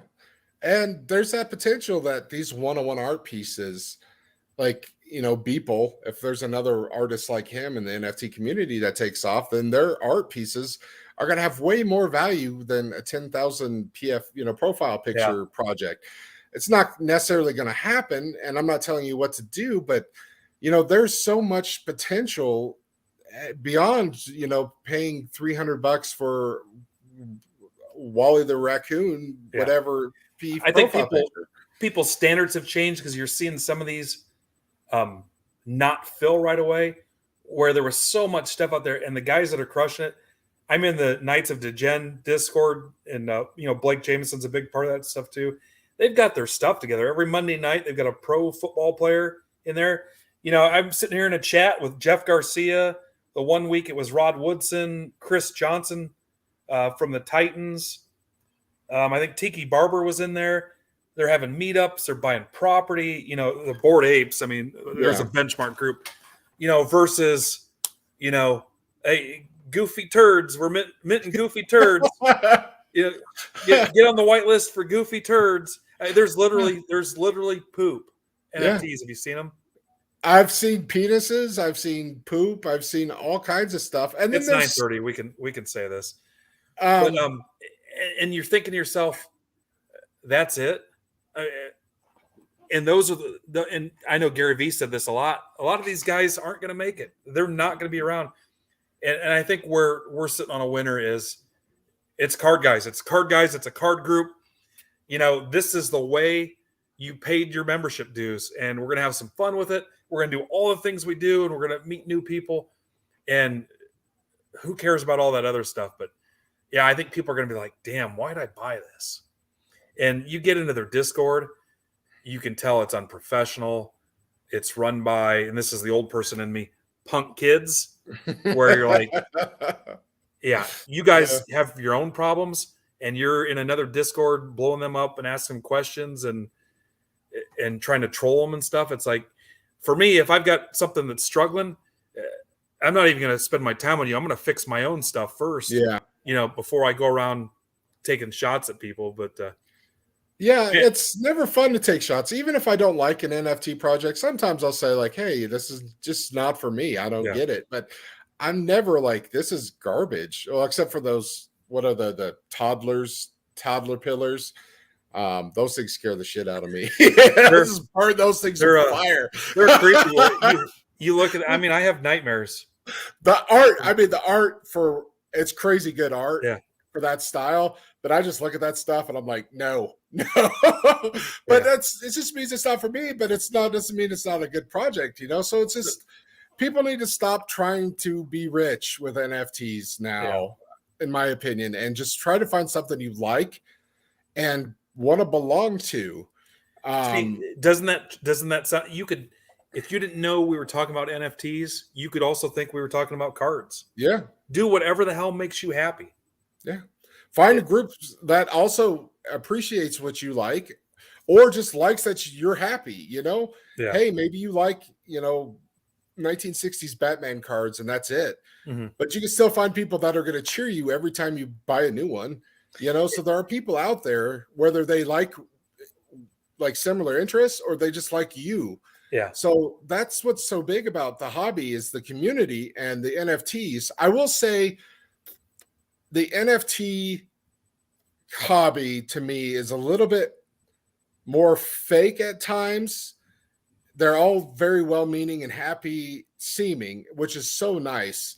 But sometimes I'm wondering, you're just saying that you just really care about money. And then the hobby people, some of them are just too get off my lawn opinionated. That's my doubt. That's the one thing I don't like about the hobby. It's like, our card's an investment. And then there's 20 million people arguing over filling up your conversation is so exhausting. And usually the challenging thing is I like the people on both sides, but it's like, come on, guys. Why do we have this? Or don't buy vintage. We're going to do this taste great, less filling thing for 100 years. stupid thing. Coke, Pepsi, Xbox, PlayStation. You don't have to kill anybody because they like a different brand than you guys. And I think It's people are insane. offended that, hey, I'm smart, I'm educated, I've got a higher spot in the hierarchy of the hobby because I went to college. I don't give a shit about your degree. I don't either. Great. This doesn't, please beat me over the head with how freaking smart you are.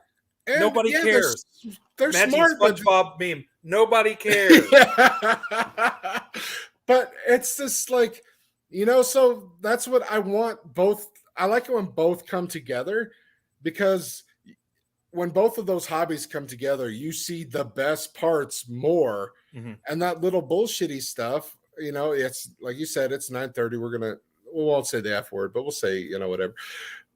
You start to see, like, I like all this, and this stuff doesn't bother me as much because, it's drowned out and people aren't as focused on it.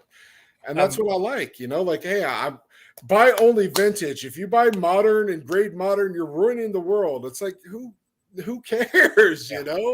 Just let people do what they like and just be like, I don't like that, but I'm happy for you, and just building each other up. I love it when people take shots at breakers and stuff too, because it's like, well, you guys did ruin the hobby, so yeah. And it's like, well, I had that at a local show where, I had my signage up and stuff. He's like, I watched him mumble to his wife, breakers. And it's like, $8,500 to the Barstool Fund, tens of thousands of dollars in the last 4 years to Big Brothers Big Sisters, American Cancer Society, Crohn's and colitis, even like smaller things. A guy who his longtime roommate died, we raised like $2,000 for funeral expenses, and we've made people cry. We've made grown men cry, doing great things. And you know what? I don't even want to be labeled a breaker, because there's so much more I want to do. And breaking the cards is just how I get you in front of me. Yeah.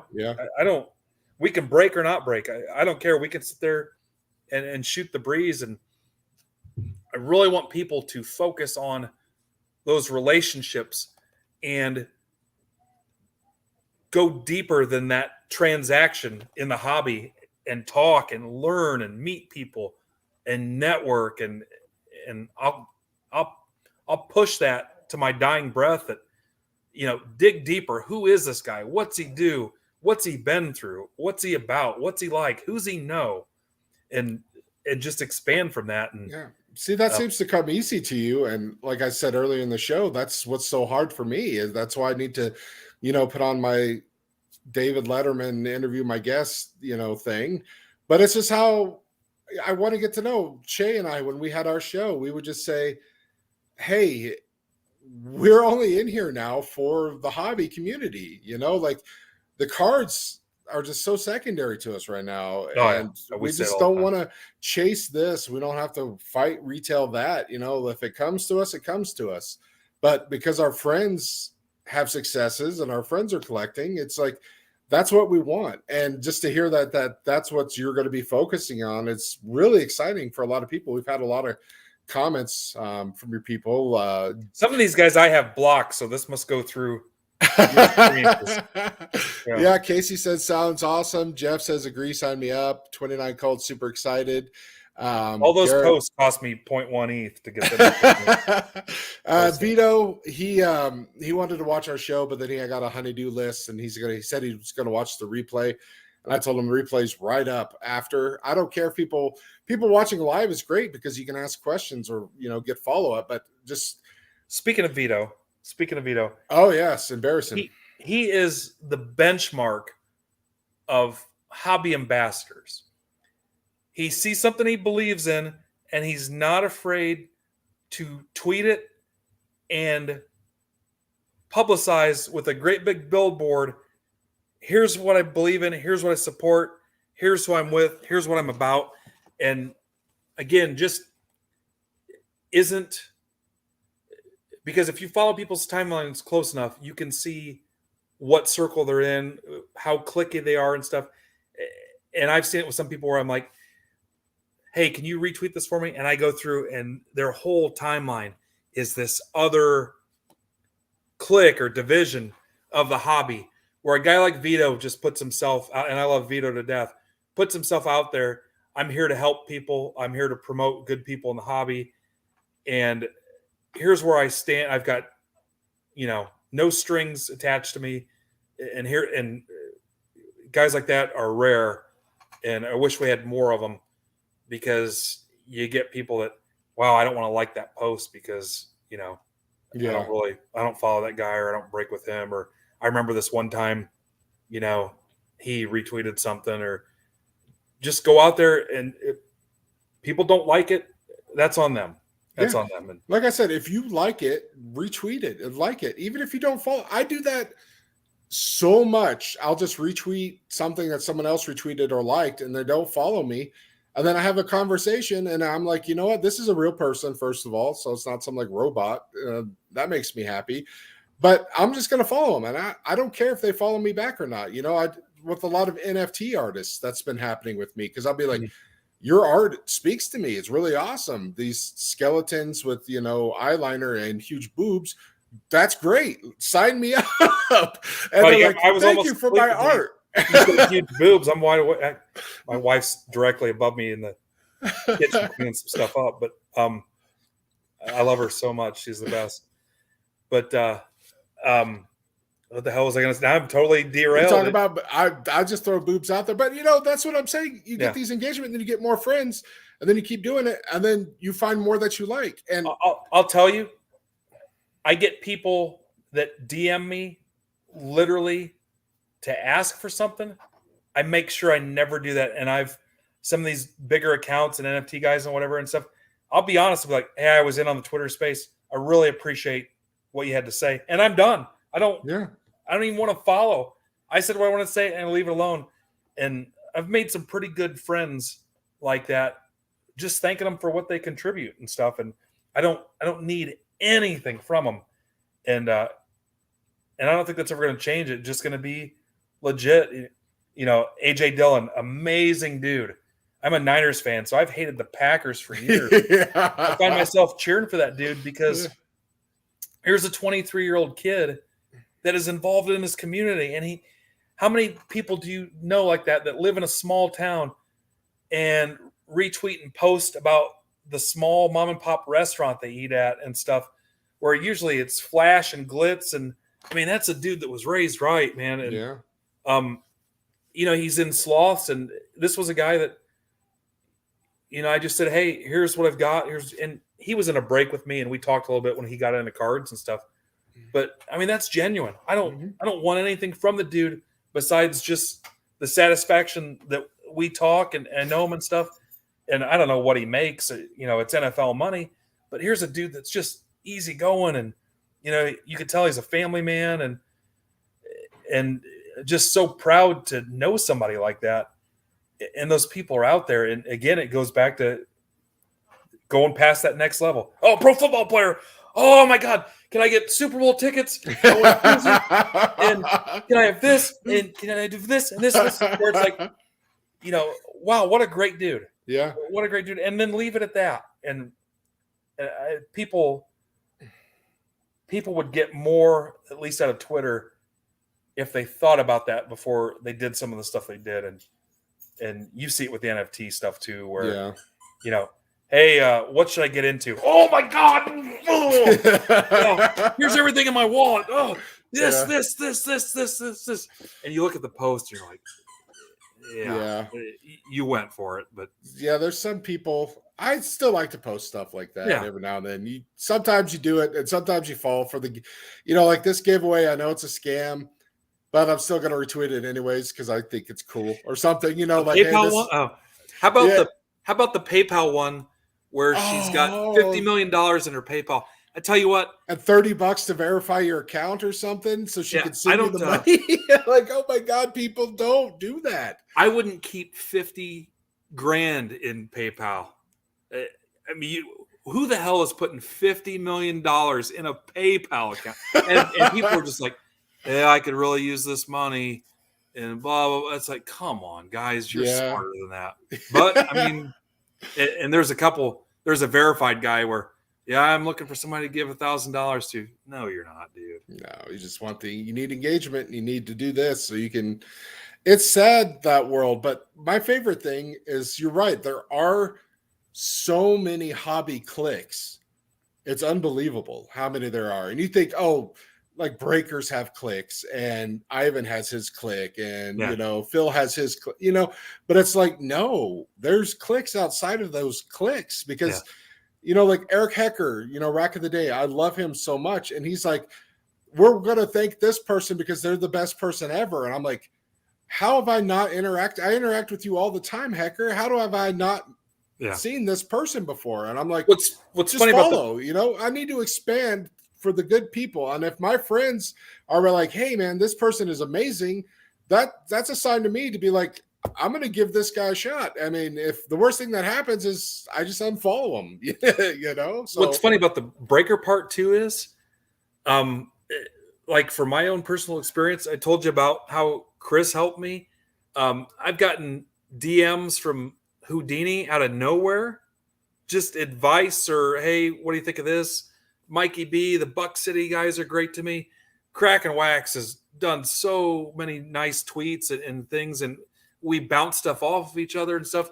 I mean, I talk to all those guys. They're cool as hell, and I've been friends with smaller breakers and stuff. And again, I'm probably going to try to bring some guys in because I'm not greedy. I don't care about. I know what I need to do, and after that, I don't even care. Yeah.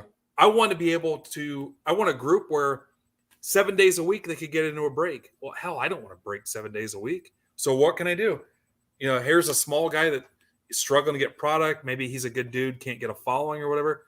We're going to bring those people in because it's about the hobby. It's not about, how many breaks can Ben do a week. And I'm at a point in my life where, man, I don't want to rip 7 days a week. I mean, I don't. And again, we're building something for the hobby. It's not for one person or one business. And I'm excited about it. I'm glad you're not billing me. We're damn near 2 hours, Tom. I don't care. You think anybody will watch this? Some people are. Sometimes I get that where I'm like, wow, this was the best interview I've ever done. 14 people. What the hell? I mean, I poured my heart out. Well, like Lance and I, Lance the Don, we talked about his project, which is disappointing because for what he wanted to do outside with utility was really awesome. And not for me. I'm not a degen, stay up all night, weed smoking NFT or like a lot of people are, but to see like him not get the support that, he could have gotten was disappointing to me really. Cause it's like, guys, he's offering real utility. He's offering meetups. He's offering weed strains. He's offering the High Wizard Cup, where they compete against each other for a prize and the ultimate, he laid out those things. And that was such a fun interview. And it got 46 views, but it's like, I don't care. I mean, you watched it and that's why you're here. Cause you're like, I like that. That looked like fun. I want to talk to you about my stuff. And and I told you too. And hopefully this gets back to him where that was a guy where, and I don't know what the hobby related part of it was where, we ended up blocking each other or whatever. And after hearing him talk and actually seeing him and listening to him, I was like, you know what? If this many people I respect like him, then the issue's with me. And, I wanted to resolve that. But the comment you made about the project is the same thing in the hobby. There's some really damn good people out there and we're not supporting them. You have guys that are raising all kinds of money for groups and they're generous and they're in the middle of every rack and stuff. And then I see guys that stop breaking with me or I don't see them breaking in other people or whatever. And they're the first one on Twitter to jump into Jim Bob's 72 Target Blaster retail rip where he only takes a Venmo. And it's like, that dude's never done shit for anybody. You've got people handing out Christmas gifts, raising tens of thousands of dollars. Why aren't you supporting them? And I even tweeted this once. It got a lot of retweets, but I mean, put your money where your mouth is. Don't support the people that aren't giving back to the hobby. And I don't necessarily mean me. There are some damn good breakers out there doing amazing things and creating real value in real communities. Stop scratching your itch at 1 a.m. and paying double what you should pay for, a division rip of optic basketball or whatever. Yeah. And people For don't Donruss realize- to try to hit a downtown or Heroes or whatever that is. They're the ones that on your tweets that, wow, I wish I had the money for, I wish I had the $30 for the Cardinal spot. It's like, dude, I just saw you. I literally saw a dude that 1 a.m. I've got $20 in my Venmo. Who's got a break? Like 1 a.m. And it's like, same dude. Yeah, I'm not going to, okay, that's fine. But I guarantee Jim Bob's not doing anything for Six for Soldiers or any of that stuff. And it is what it is. People can spend their money wherever they want. It's no different than shopping at a place that, doesn't support the country or whatever. I don't want to get into that.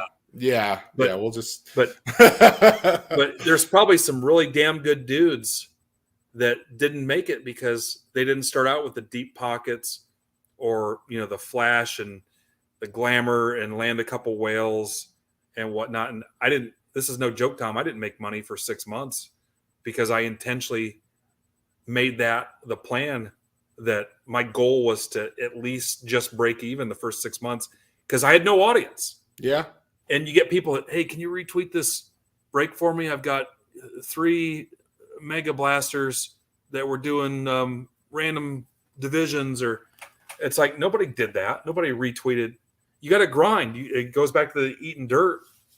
6 months. All I wanted to do was get people to sit down and, the $2 classics football break, my first break where I gave half the spots away. I just wanted to meet people, and all I wanted was a foot in the door. That's all I wanted. And I left a damn good job 3 years later with that formula. Just base hits, just getting on base. That's all I wanted to do. And people are so short-sighted because they see that money and they just want to get that money. But without that foundation, without that community, because the first breaker I really watched was Chris Justice, Cards Infinity on YouTube. He was like the one in 2011, 2012. That was the guy you watched. And he had his audience, he would, on his computer, he'd have his chat and he'd be naming the same names and the same people would be breaking. And you're like, new people are coming to him and going, and he's getting, but he has that solid base of people. And that's what he built it on. And my guys are amazing. They're so freaking amazing. Exactly. And if you can't take the time to build that or find a way to build that, then you're not going to succeed, because if you don't treat people right, I have a buddy, I'm drawing a blank, NL Cards. He's in New York. He was doing some breaks, but he couldn't get product a lot. And then PayPal screwed him over. But I bought into a hockey break because someone's like, hey, he's breaking hockey. And I was like, cool. And he's like, oh yeah, hey, who do you collect? I was like, I collect the Avs. And he's like, okay. He did the random, and he would always buy a couple spots into his breaks to fill them. And he got the Avs. He's like, Tom, I'll just trade you straight up for the team you got. And, and just that thing right there, I was like, I'm going to try to buy into, the breaks whenever I can, because that dude gave me my team and he didn't have to do that. And, those little things you could do to build, and you don't have to give stuff away. But like you said, you have to eat dirt. You have to get down there and dig in the poop, and you have to build and work hard and do some stuff that you don't want to do, but will just benefits in the future. Sorry. Good stuff going off. Yeah. Is there anything else you want to hit on? Because like you said, we've been 2 hours, and that's kind of where my shows have been wrapping up.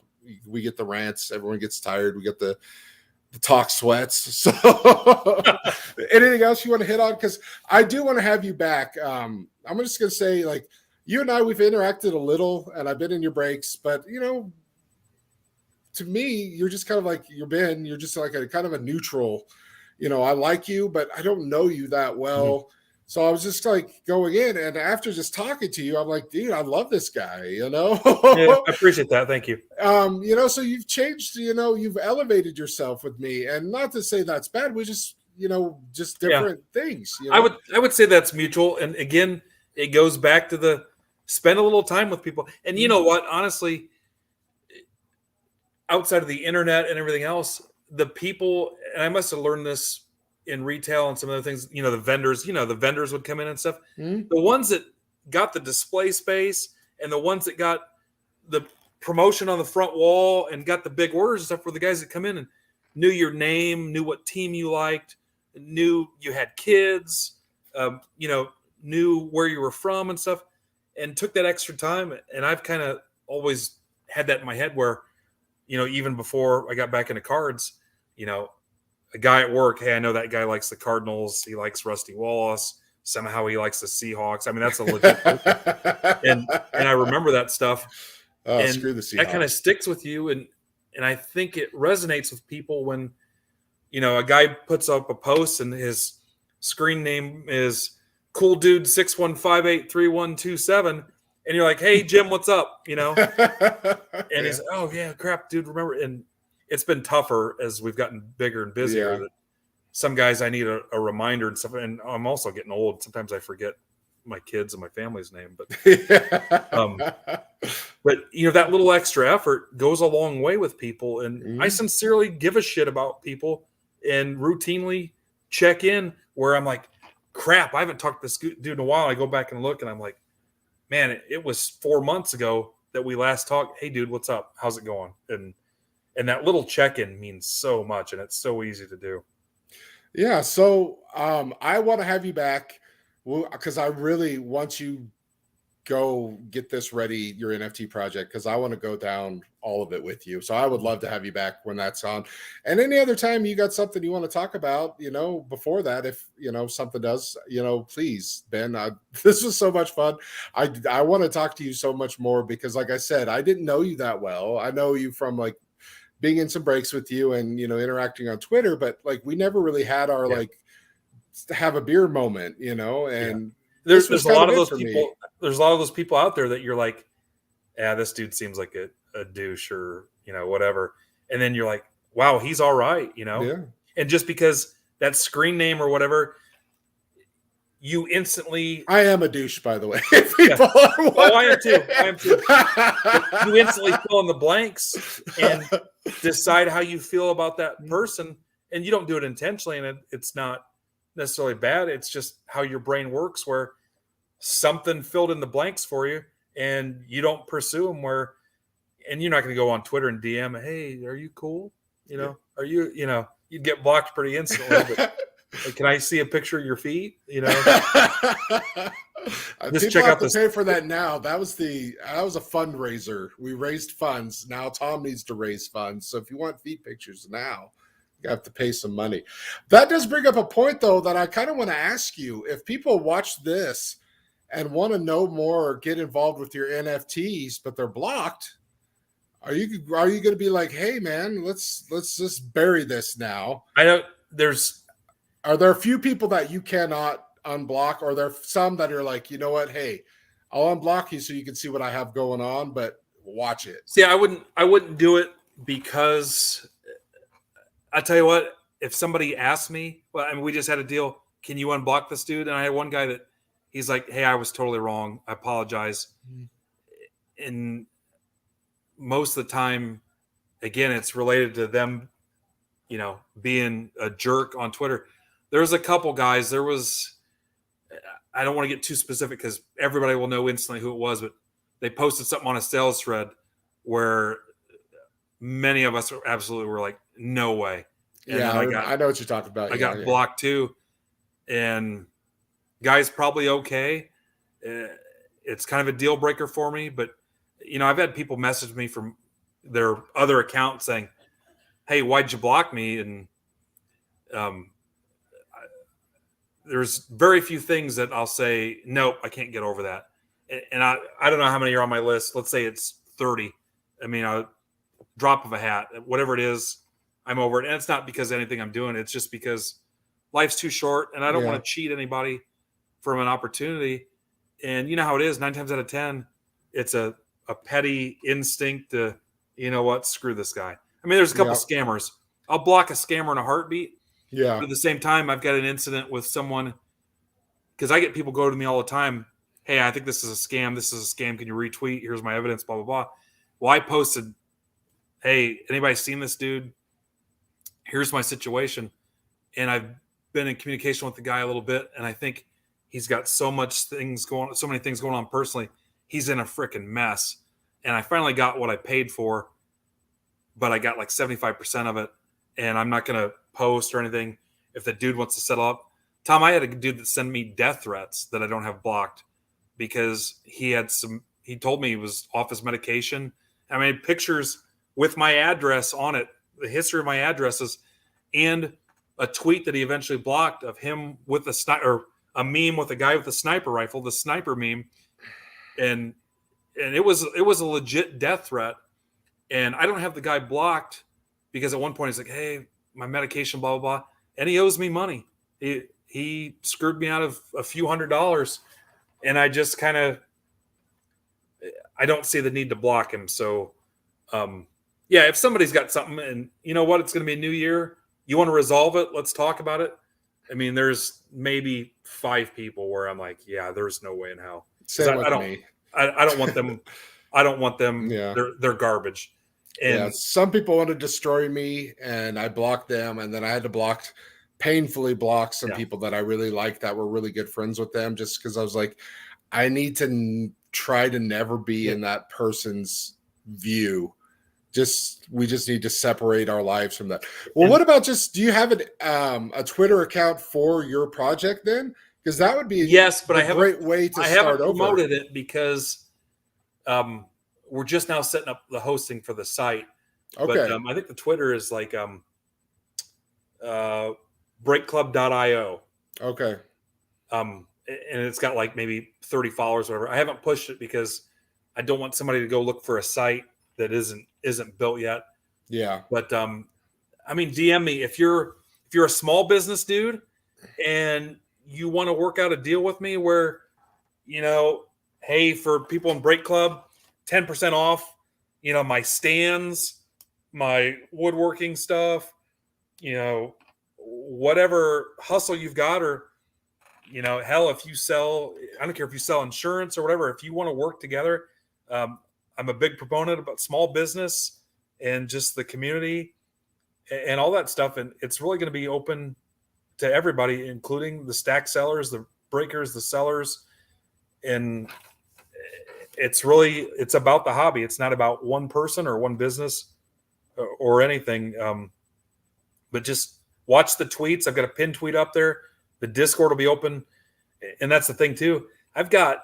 This is no joke, 5 or 6 people in that Discord that they've been working on, that we will not open it up until it meets their standards. And sometimes it meets mine where they're like, no, we're not ready. Yeah. And I don't know if you're familiar with our Discord hobby shop where it's got 60 sellers. It's all guys I knew. I don't think I'm in it anymore, or you shut the old one down and there's the new one. But I loved it because the sales I got in early. $250,000 in sales. I made a hockey sale, bought some cards right away from someone, and I was like, this is awesome. But then I kind of got out of buying cards for the most part, so I wasn't in there a lot. But both your Discords are fantastic. It took weeks to get that where we wanted it, and I've had people pissed off because they instantly want to come in and, well, how can I sell? Dude, did you read the message? I've got 60 people in there that I'm willing to vouch my business and brand and everything we've built on the fact that I trust them. I'm not, I don't care that you've got perfect eBay feedback. I don't know you. I don't know you. I mean, would you, trust somebody with something that was a total stranger? And no. People get hurt by that. Yep. Well, it's a cult. These are only these are people that I know. Yeah. And I solicited potential rooms to people on Twitter that were respected and trusted that had never been in one of my breaks because they had credibility. And I could see them be like, yes, I would risk my money on that dude. And they turned me down because they're successful on Twitter. They don't need it. So, well, I was just saying, like, your Discord's paid off for a lot of people. You had your $250,000 in sales, but it's just a great way for a lot of people to, move cards. Yeah. And, if you're 5,000 people in this group, that's going to be a lot of eyes. That's going to be a lot of opportunity for, like you said, small businesses. And I get none of that money. That goes back in their pockets. And we've got a little tip jar thing, but I'll tell you, it's like 2%, and we pay the admins with that. And when we run promotions, we use it for the promotion stuff. I'm good. I don't need to have a piece of everything going on out there in the hobby. And it's more important to me that these guys, because they're using the money, they're buying breaks, they're buying cards. And again, it's that ecosystem, circle of life, holding up my line up there. Which is good, because I'm just excited for it, because I want to see how this works because a lot of this it's either anonymous leadership or here's our leader and you're buying because of the leader, So it's going to be interesting to see, like, here's the person that created it over, off to the side, and you guys are just going to run it yourself. So let's wrap it up here. Sure. Final thoughts are, if you guys are curious about NFTs and you need help setting up, talk to me. Ben's a lot busier than I am with all that's going on. You can probably reach out to him, and if you guys are really good buddies, he'll make time for you. But if you're just a stranger, I can help you out. Or if I don't know the answer, I'll usually try to find you the answer. Yeah, that's what I do. I can help you. That's the manager in me. Yeah, I can help you set up a wallet, and that's I could tell you to download MetaMask or Coinbase, and that's about it. But that's a start. Yeah. If you want to get unblocked by Ben, maybe reach out. We'll see how it goes. It's not that bad.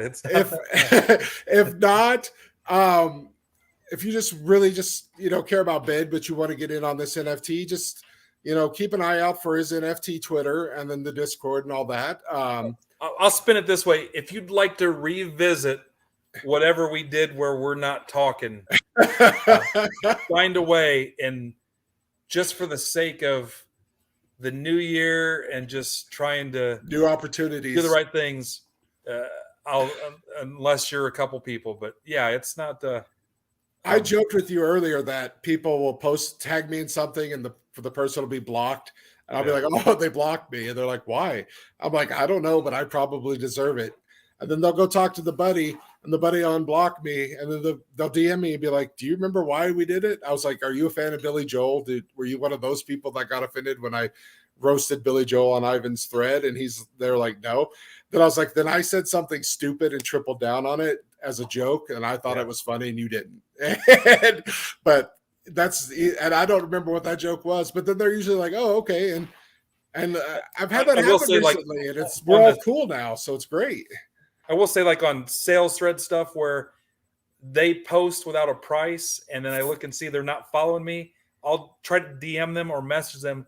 And if they still don't answer, sometimes I'll do it as a way to, we're like, "Oh, what I do," and force them to find another way around to say, "What happened? Dude, all I wanted you to do was put a price. You didn't do it." You can tell they've got 14 followers. They've been on Twitter for 2 months. They're an Instagram dude. Yeah. And really that's more about, I need your freaking attention. You're not answering your DM. You're not answering the reply to your tweet. And I'm not trying to apply anything like that's clearly that's justified. The rules are there. You have to list a price. No boxes, no RAS, and no breaks. That thread's been running for a long time the same way.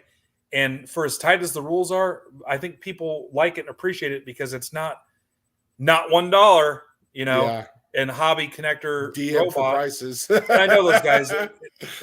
It's managed by some pretty good dudes. Yeah. But it is what it is. It's set up to, in mine, Saturday and Wednesday, I'm like, I'll take the time when I can and go through and look at posts and stuff. But I just trying to create something better. And there's a standard there and an expectation. And I think that's part of a lot of what we do. And for some people, they're just not having it. So Tom, 2 hours. Great. This is a record. This is a freaking record. It is my longest one so far, and I'm very happy. Are you going to national? I don't know. I don't think so. Money's real tight for me. You got to go clear across the country. Sob story or anything, but my wife is disabled. She was in a couple car accidents right after we got married. We got married in 2012. 2013, she was ruined twice. Wow. So she's disabled. So she gets a very tiny, tiny check from the government that doesn't cover anything a single person would need wise. So things get real tight for us sometimes. So, it's like, I have my 40-hour job, and now I'm doing the DoorDash on the side to, help cover some of our expenses. So it's, unless I get a nice raise at work, or, something else comes along my way, I don't think I'm going to make it to national. But I'm not ruling it out. It's just, how well can I save? And I'm not a good saver. Like I told you, I need my wife to pencil me down, and then she's not feeling well, so she doesn't talk to me. So I was like, well, I guess I'll order a pizza. And I'm like, well, I could have just cooked something myself and saved that money. So I'm just, I want to go to national because there's so many people I want to hug and just be like, thank you for the stuff you do on Twitter. You make me laugh, or you a leader that I appreciate. And, and you've always been that to me. You are a leader in the hobby community that I respected what you did and how you did it. So, like I said, we weren't, on beer drinking buddies level. I would love to have a drink with you or go to a casino. My wife and I, we play penny slots together, but I was taught every casino game at the age of 4, and my families are card playing families, so we was competitive pinochle and poker since like 5, 6. So I love all the games. I don't usually play them because the interaction with other people. I just kind of like to just be with my wife and throw pennies. But I want to do that with you and so many other people. And to have an NFT project, I just kind of want to end on this. I'll let you end the show, with what you want to say. But to have an NFT that is all what they would call utility, but that's what it's all built for. It's not about the token. It's not about, this is why you want it, because this is all you're going to bring. And just to have that right up front in your face, it's so refreshing, because this is not a rug pull. This cannot be rug pulled. You can't. Yeah. That's what's so great about this. You're not going anywhere because you have a reputation and you have your group. And, if this was to go so bad and turn out, like we said, it can't be a rug pull, but if this was like a scam, you would lose so much and your community. And that's not going to happen because you love your community. Your community loves you. You might not sell out all 5,000 tokens right away, but you don't need to, because you're just going to build it up as you go. And others are going to come and fill the slot based on what they see with your already established community.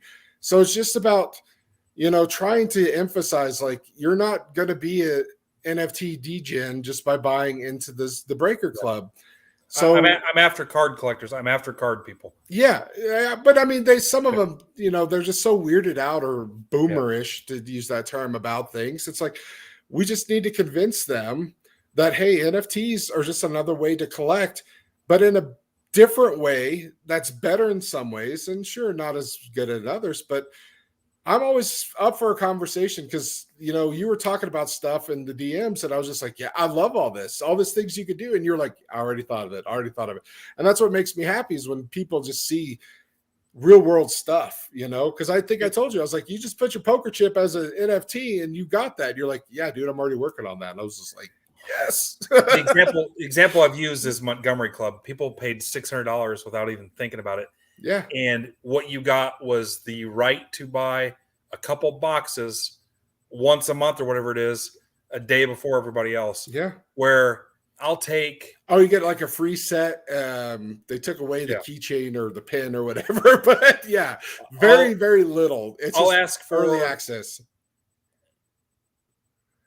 Probably, I'll say worst case scenario, 2/3 of that, and blow your mind with freaking value.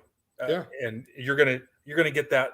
And if you don't get it from breaks, you'll get it from the stack sales. You'll get it from the business relationship. I promise you will get that back. And if you don't, you can put it on OpenSea, and I'm sure it would sell. But similar thing to you, Tom. Great guy, respected the hobby.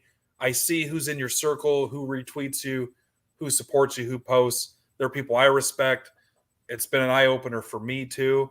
Mm-hmm. And then the next phase of that is, you're going to see who's around me. I'm going to see who's around you. And we can do this as often as you want. I mean, we sat here like two magpies for over 2 hours, and Now I'm I'm not gonna wired, lie. man. I don't I'm want to ready go. I'm trying to extend it subconsciously and I guess consciously. I don't want to end the conversation because there's so much I want to know about you and talk about with all of this. And just If so you've watched people this are whole aware, thing, talk to somebody. Get some help. Because most NFTs are what 0.05 to 0.07 ETH, which is around 250 to 400 bucks. So your price point is on standard with most NFTs. You're going to be on layer 1 ETH, right? Is that the plan? yeah. Yeah. So he's right in point with what is just a standard NFT costs. So it's people buy those things hoping that somehow it's going to magically make them money. You're going to be spending the same amount with real utility and access to just the little things he's mentioned so far. To me, this is near FOMO as I get. You know, like I want one so bad. Yeah, But it's go ahead. I'm sure we're going to find a way to get you one, Tom, but it's no different than buying a couple pick your teams of a decent team and just getting kicked straight in the nuts. This is going to deliver so much more value. And again, I go back to Montgomery Club. I mean, what are you really paying for? We do it. I mean, I did it, but I'm telling you, if they don't, you may not. The least likely way you'll get it back is, hey, I resold my token, a month later for double what I paid. That's the least likely scenario. I think by the time a full calendar year is over, you're gonna be like, wow, I got into this high-end break cheap. I got top loaders all year long at cost. I had this card I couldn't sell on Twitter, couldn't sell on eBay. They dicked me around. I sold it in the group through the repacks.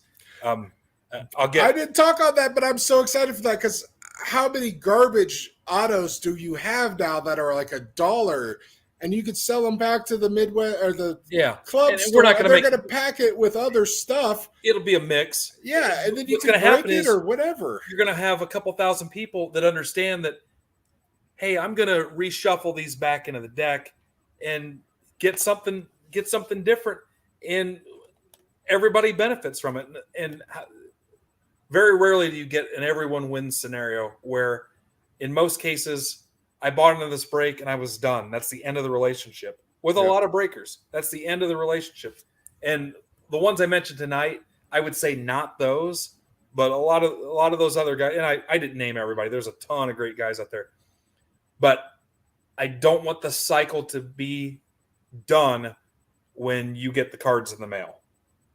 So that makes sense. Just want to shout out Gerald. He's in the chat right now. He's my next guest on Thursday. Okay. We're going to be a little later on 7 o'clock my time, 9 o'clock Eastern. This is the wrestling one, right? Yeah, he's my buddy from it's called the Jobbers Group. Mm-hmm. And we have a bunch of wrestling collectors in there. And it is, besides the cardboard and nails group I'm in, it's one of the best overall for support and excitement. I'm in Cardboard Connection. I mean, those guys are amazing.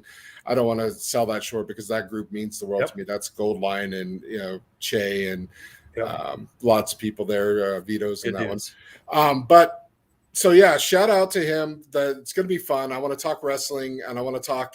He doesn't know a thing about NFTs, so we're going to talk about that. Just want to get to know my friends better. And in this way, I just talked to you for over 2 hours and I just want to do everything I can to help you out. And I mean that. If you ever need any ideas or bounce anything off of me, or, people know where to find me. I'm happy to help you too. I appreciate that. The wrestling guys, I learned a lot about, there was wrestling stuff in the card booth stuff I bought. And I thought, what the hell? Wrestling guys are passionate. And it's just like, every player you put out there where you're like, oh crap, I got, Dane Dunning. There's somebody that collects him. And the same thing goes for wrestling where I'm like, who the hell is, I'll think of one because I don't follow it tightly, but Ruby Riott. And you post it up and somebody buys it in 10 minutes. And Ruby Soho now on AEW. I've bought some wrestling stuff just for my wrestling guys. Nice. And the wrestling people, what's really nice about that, just to throw that out there, there's so many independent cards, especially now GCW and all these other little things. They have these, and to see all the people collecting those, it's crazy. And also like for supportive card groups, cardboards and nails. I haven't done my nails in a while, but I like to color my. I'm going to start coloring my fingernails again. It's run by Kelsey. Suze is in it. Anna Blanken's in it. Kelsey runs it. Seven, people know Seven. She's in there. Christine. And, you just find those groups. It's like 6 of us. I'm the only dude because I'm the only dude that like regularly was painting his nails. But just to bring that up is to find your group. There is a community out there for you, no matter what you collect in our hobbies, NFTs or that, but find that community because that's what's going to keep you going in the hobby. Even when you don't want to, even at your darkest days, you don't want to buy cards, you can't buy cards, but you can roll over, pull up your phone, and you can throw on a YouTube video of Ben breaking, or you could go to his Discord, or you could go to your Facebook chat and just be like, hey guys, I had a bad day, like you said. And those people will do everything they can to try to cheer you up because they like you. And people like you. You might not think of it. There's a lot of people that like you on hobby Twitter. So just find your community. And Ben is trying to shove that in your throat with his card community. And he's done such a fantastic job with that.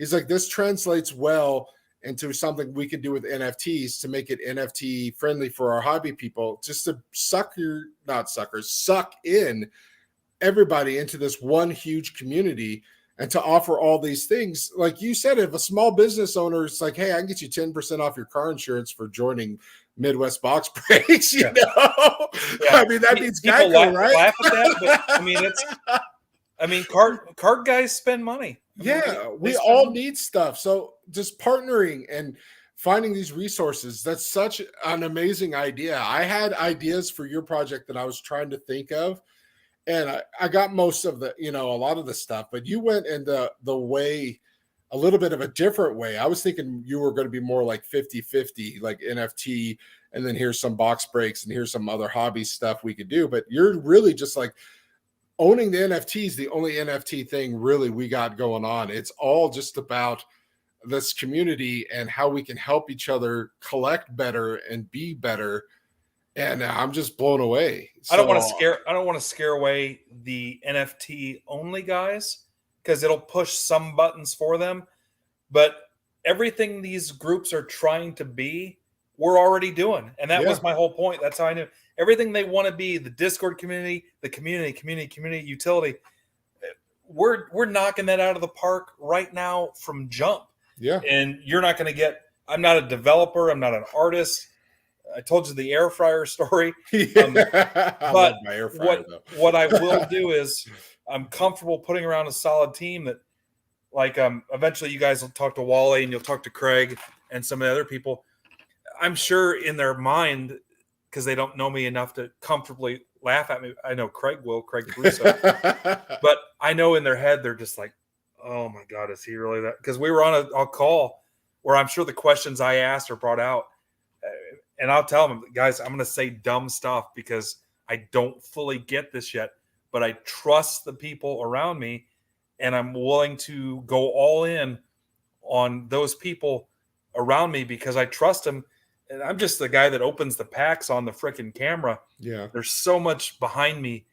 I've got a guy, Coach Terry, the guy, he's been with me since day one, busts his ass, works multiple jobs because he's involved in coaching and a bunch of other stuff too. And, school related stuff. And the guy just wants the occasional break spot and will not take money from me. And I'm going to cut him in. And he's loved. He's respected. I mean, I've got a dozen people like that. And then they coach the next layer of people and the next layer of people and next layer of people. And it's so important to me to see those people be happy and be able to tell their spouse, hey, look what I'm involved in. It made me feel good. Look what they did for me. And not, just out here, hey, I bought this card for $10 and 6 months later I sold it for $30. And you know, and that's the part that doesn't excite me. You show me a PSA 10 Luca or Jason Dominguez or whatever, and I'm just like, okay, I want to see the stories. I want to hear about the people. I'm more interested in the $20 card that you had when you were a kid and you didn't have it back, and someone found one for you and sent it to you.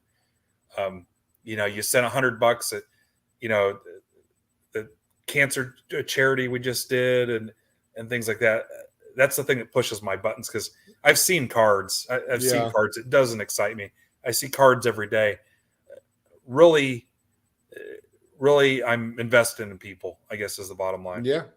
And you need that foundation, because without that foundation or that group or that circle, when things get tough, they'll keep you going. And that's why, I'm so lucky to have the friends that I do on here. It's, this just keeps me going. So that's just what I want to end with, find your group. And if you can't find your group, you could buy your group coming soon. Ben, last words. What do you want to say?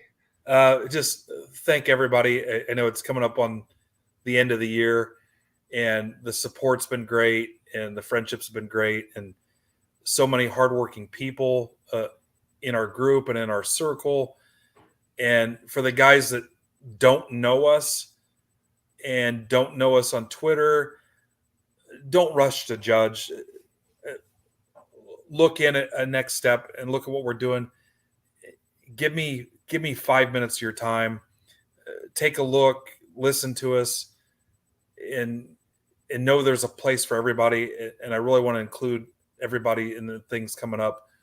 But if you watch this, just think of some of the stuff and think about the people and what's behind what you see, as far as their Twitter handle and stuff. And we've been through some crap here, and the hobby is so amazing. Twitter, I love the Twitter community so much. And I guess I would challenge you to find a couple people on there, spend a minute with a DM, or, hey, I noticed you collect the Cardinals. I've got this Ozzie Smith card. I want to send it to you. Racks, all that other stuff, and kids, and just be kind. I mean, it sounds so cheesy, but just be kind and put a little bit, especially this time of year. There's a lot of people, I'll go on record, I'm not a fan. The holidays don't do a lot for me, for multiple reasons, and really make an effort to check on people around this time of year, especially with everything we've gone through in the last year and a half, 2 years. Some people, and if they seem off and they seem different, take a minute to find out why before you decide you don't like them, or you want to block them, or you're done with them, or whatever. And that goes the same for the real world too. You don't know what people are going through or what they've gone through, and make some effort, I guess. And again, just thank you. Oh man, I love it. Just be kind. Holidays are rough. You don't know what people are going through. Holidays, what I hate about them is people get so stressed, and it's like, look, lady, I'm just stacking carrots. Like, I know your family is treating you horribly, and they're ungrateful, and they don't appreciate you. So take it out on them instead of a total stranger. All right. So that's my final advice, is if you're mad and stressed out about the holidays, take it out on your ungrateful family instead of taking it out on the stranger that's stocking groceries for you. Okay. I would say the other side of that too is, example, I'm kind of legendary for going to Arby's in my group, but one Arby's had a sign. So you like to have liquid shit, right? Yeah. I got no time for solid poops. Yeah. There goes my Arby's sponsorship. I'm ruined. But anyway, there was a sign on the speaker. It said, we've been shorthanded all day. And I think something wasn't running, or there was some option that wasn't available. And I said, you guys are shorthanded all day? He's like, yeah, thank you. And people are work. If you do see somebody out there, don't complain that they're behind, or they're slow, or that you waited too long, or the service wasn't great. Take a look, and that person probably worked a double shift. They probably got left like crap. They probably were supposed to be off and were told they had to come in, or they did it because they didn't want, their employer to fail or whatever. but really recognize who's out there working, retail, restaurant, tip generously. You see Marcus Lemonis with this big tip off thing he's doing. Be kind to those people, especially right now. I mean, I feel for retail workers, the guys at the mall, all those people. Be a little extra nicer and think about them while you're out there, and not just look at the fact that, hey, they're shorthanded or they're behind or whatever. So again, it goes back to be kind. Be kind. I love it. With that, we'll say goodbye after 2.5 hours. I love Just edit it down to like a 5-minute conversation. I don't edit anything. I'm one take Tom. If I screw it up, it stays in there because I just want to be genuine. People know what they get from me. Ben, this was great. I love you, buddy. I want to have you back whenever you want to come back, especially more about your NFT stuff. We got our opening get to know you part out of the way, and we could just hit serious stuff next time. And by serious, not serious stuff at all. But it's been so much fun, and I'll see you in Twitter in like 10 minutes. Well, I got to go upstairs and apologize for being late. We were watching something tonight. I don't know what it is, but I'm so sorry. Tell her some goofball in a Snoopy hat. Ruined your whole night. Yeah, we were talking about cartoon animals and pictures, and she gets it. She gets it. She's a sexy guys on cardboard. All right, Ben, take care. I'll see you, Tom. Thank you. Good night. Good night, everybody. Good night. Thank you for watching.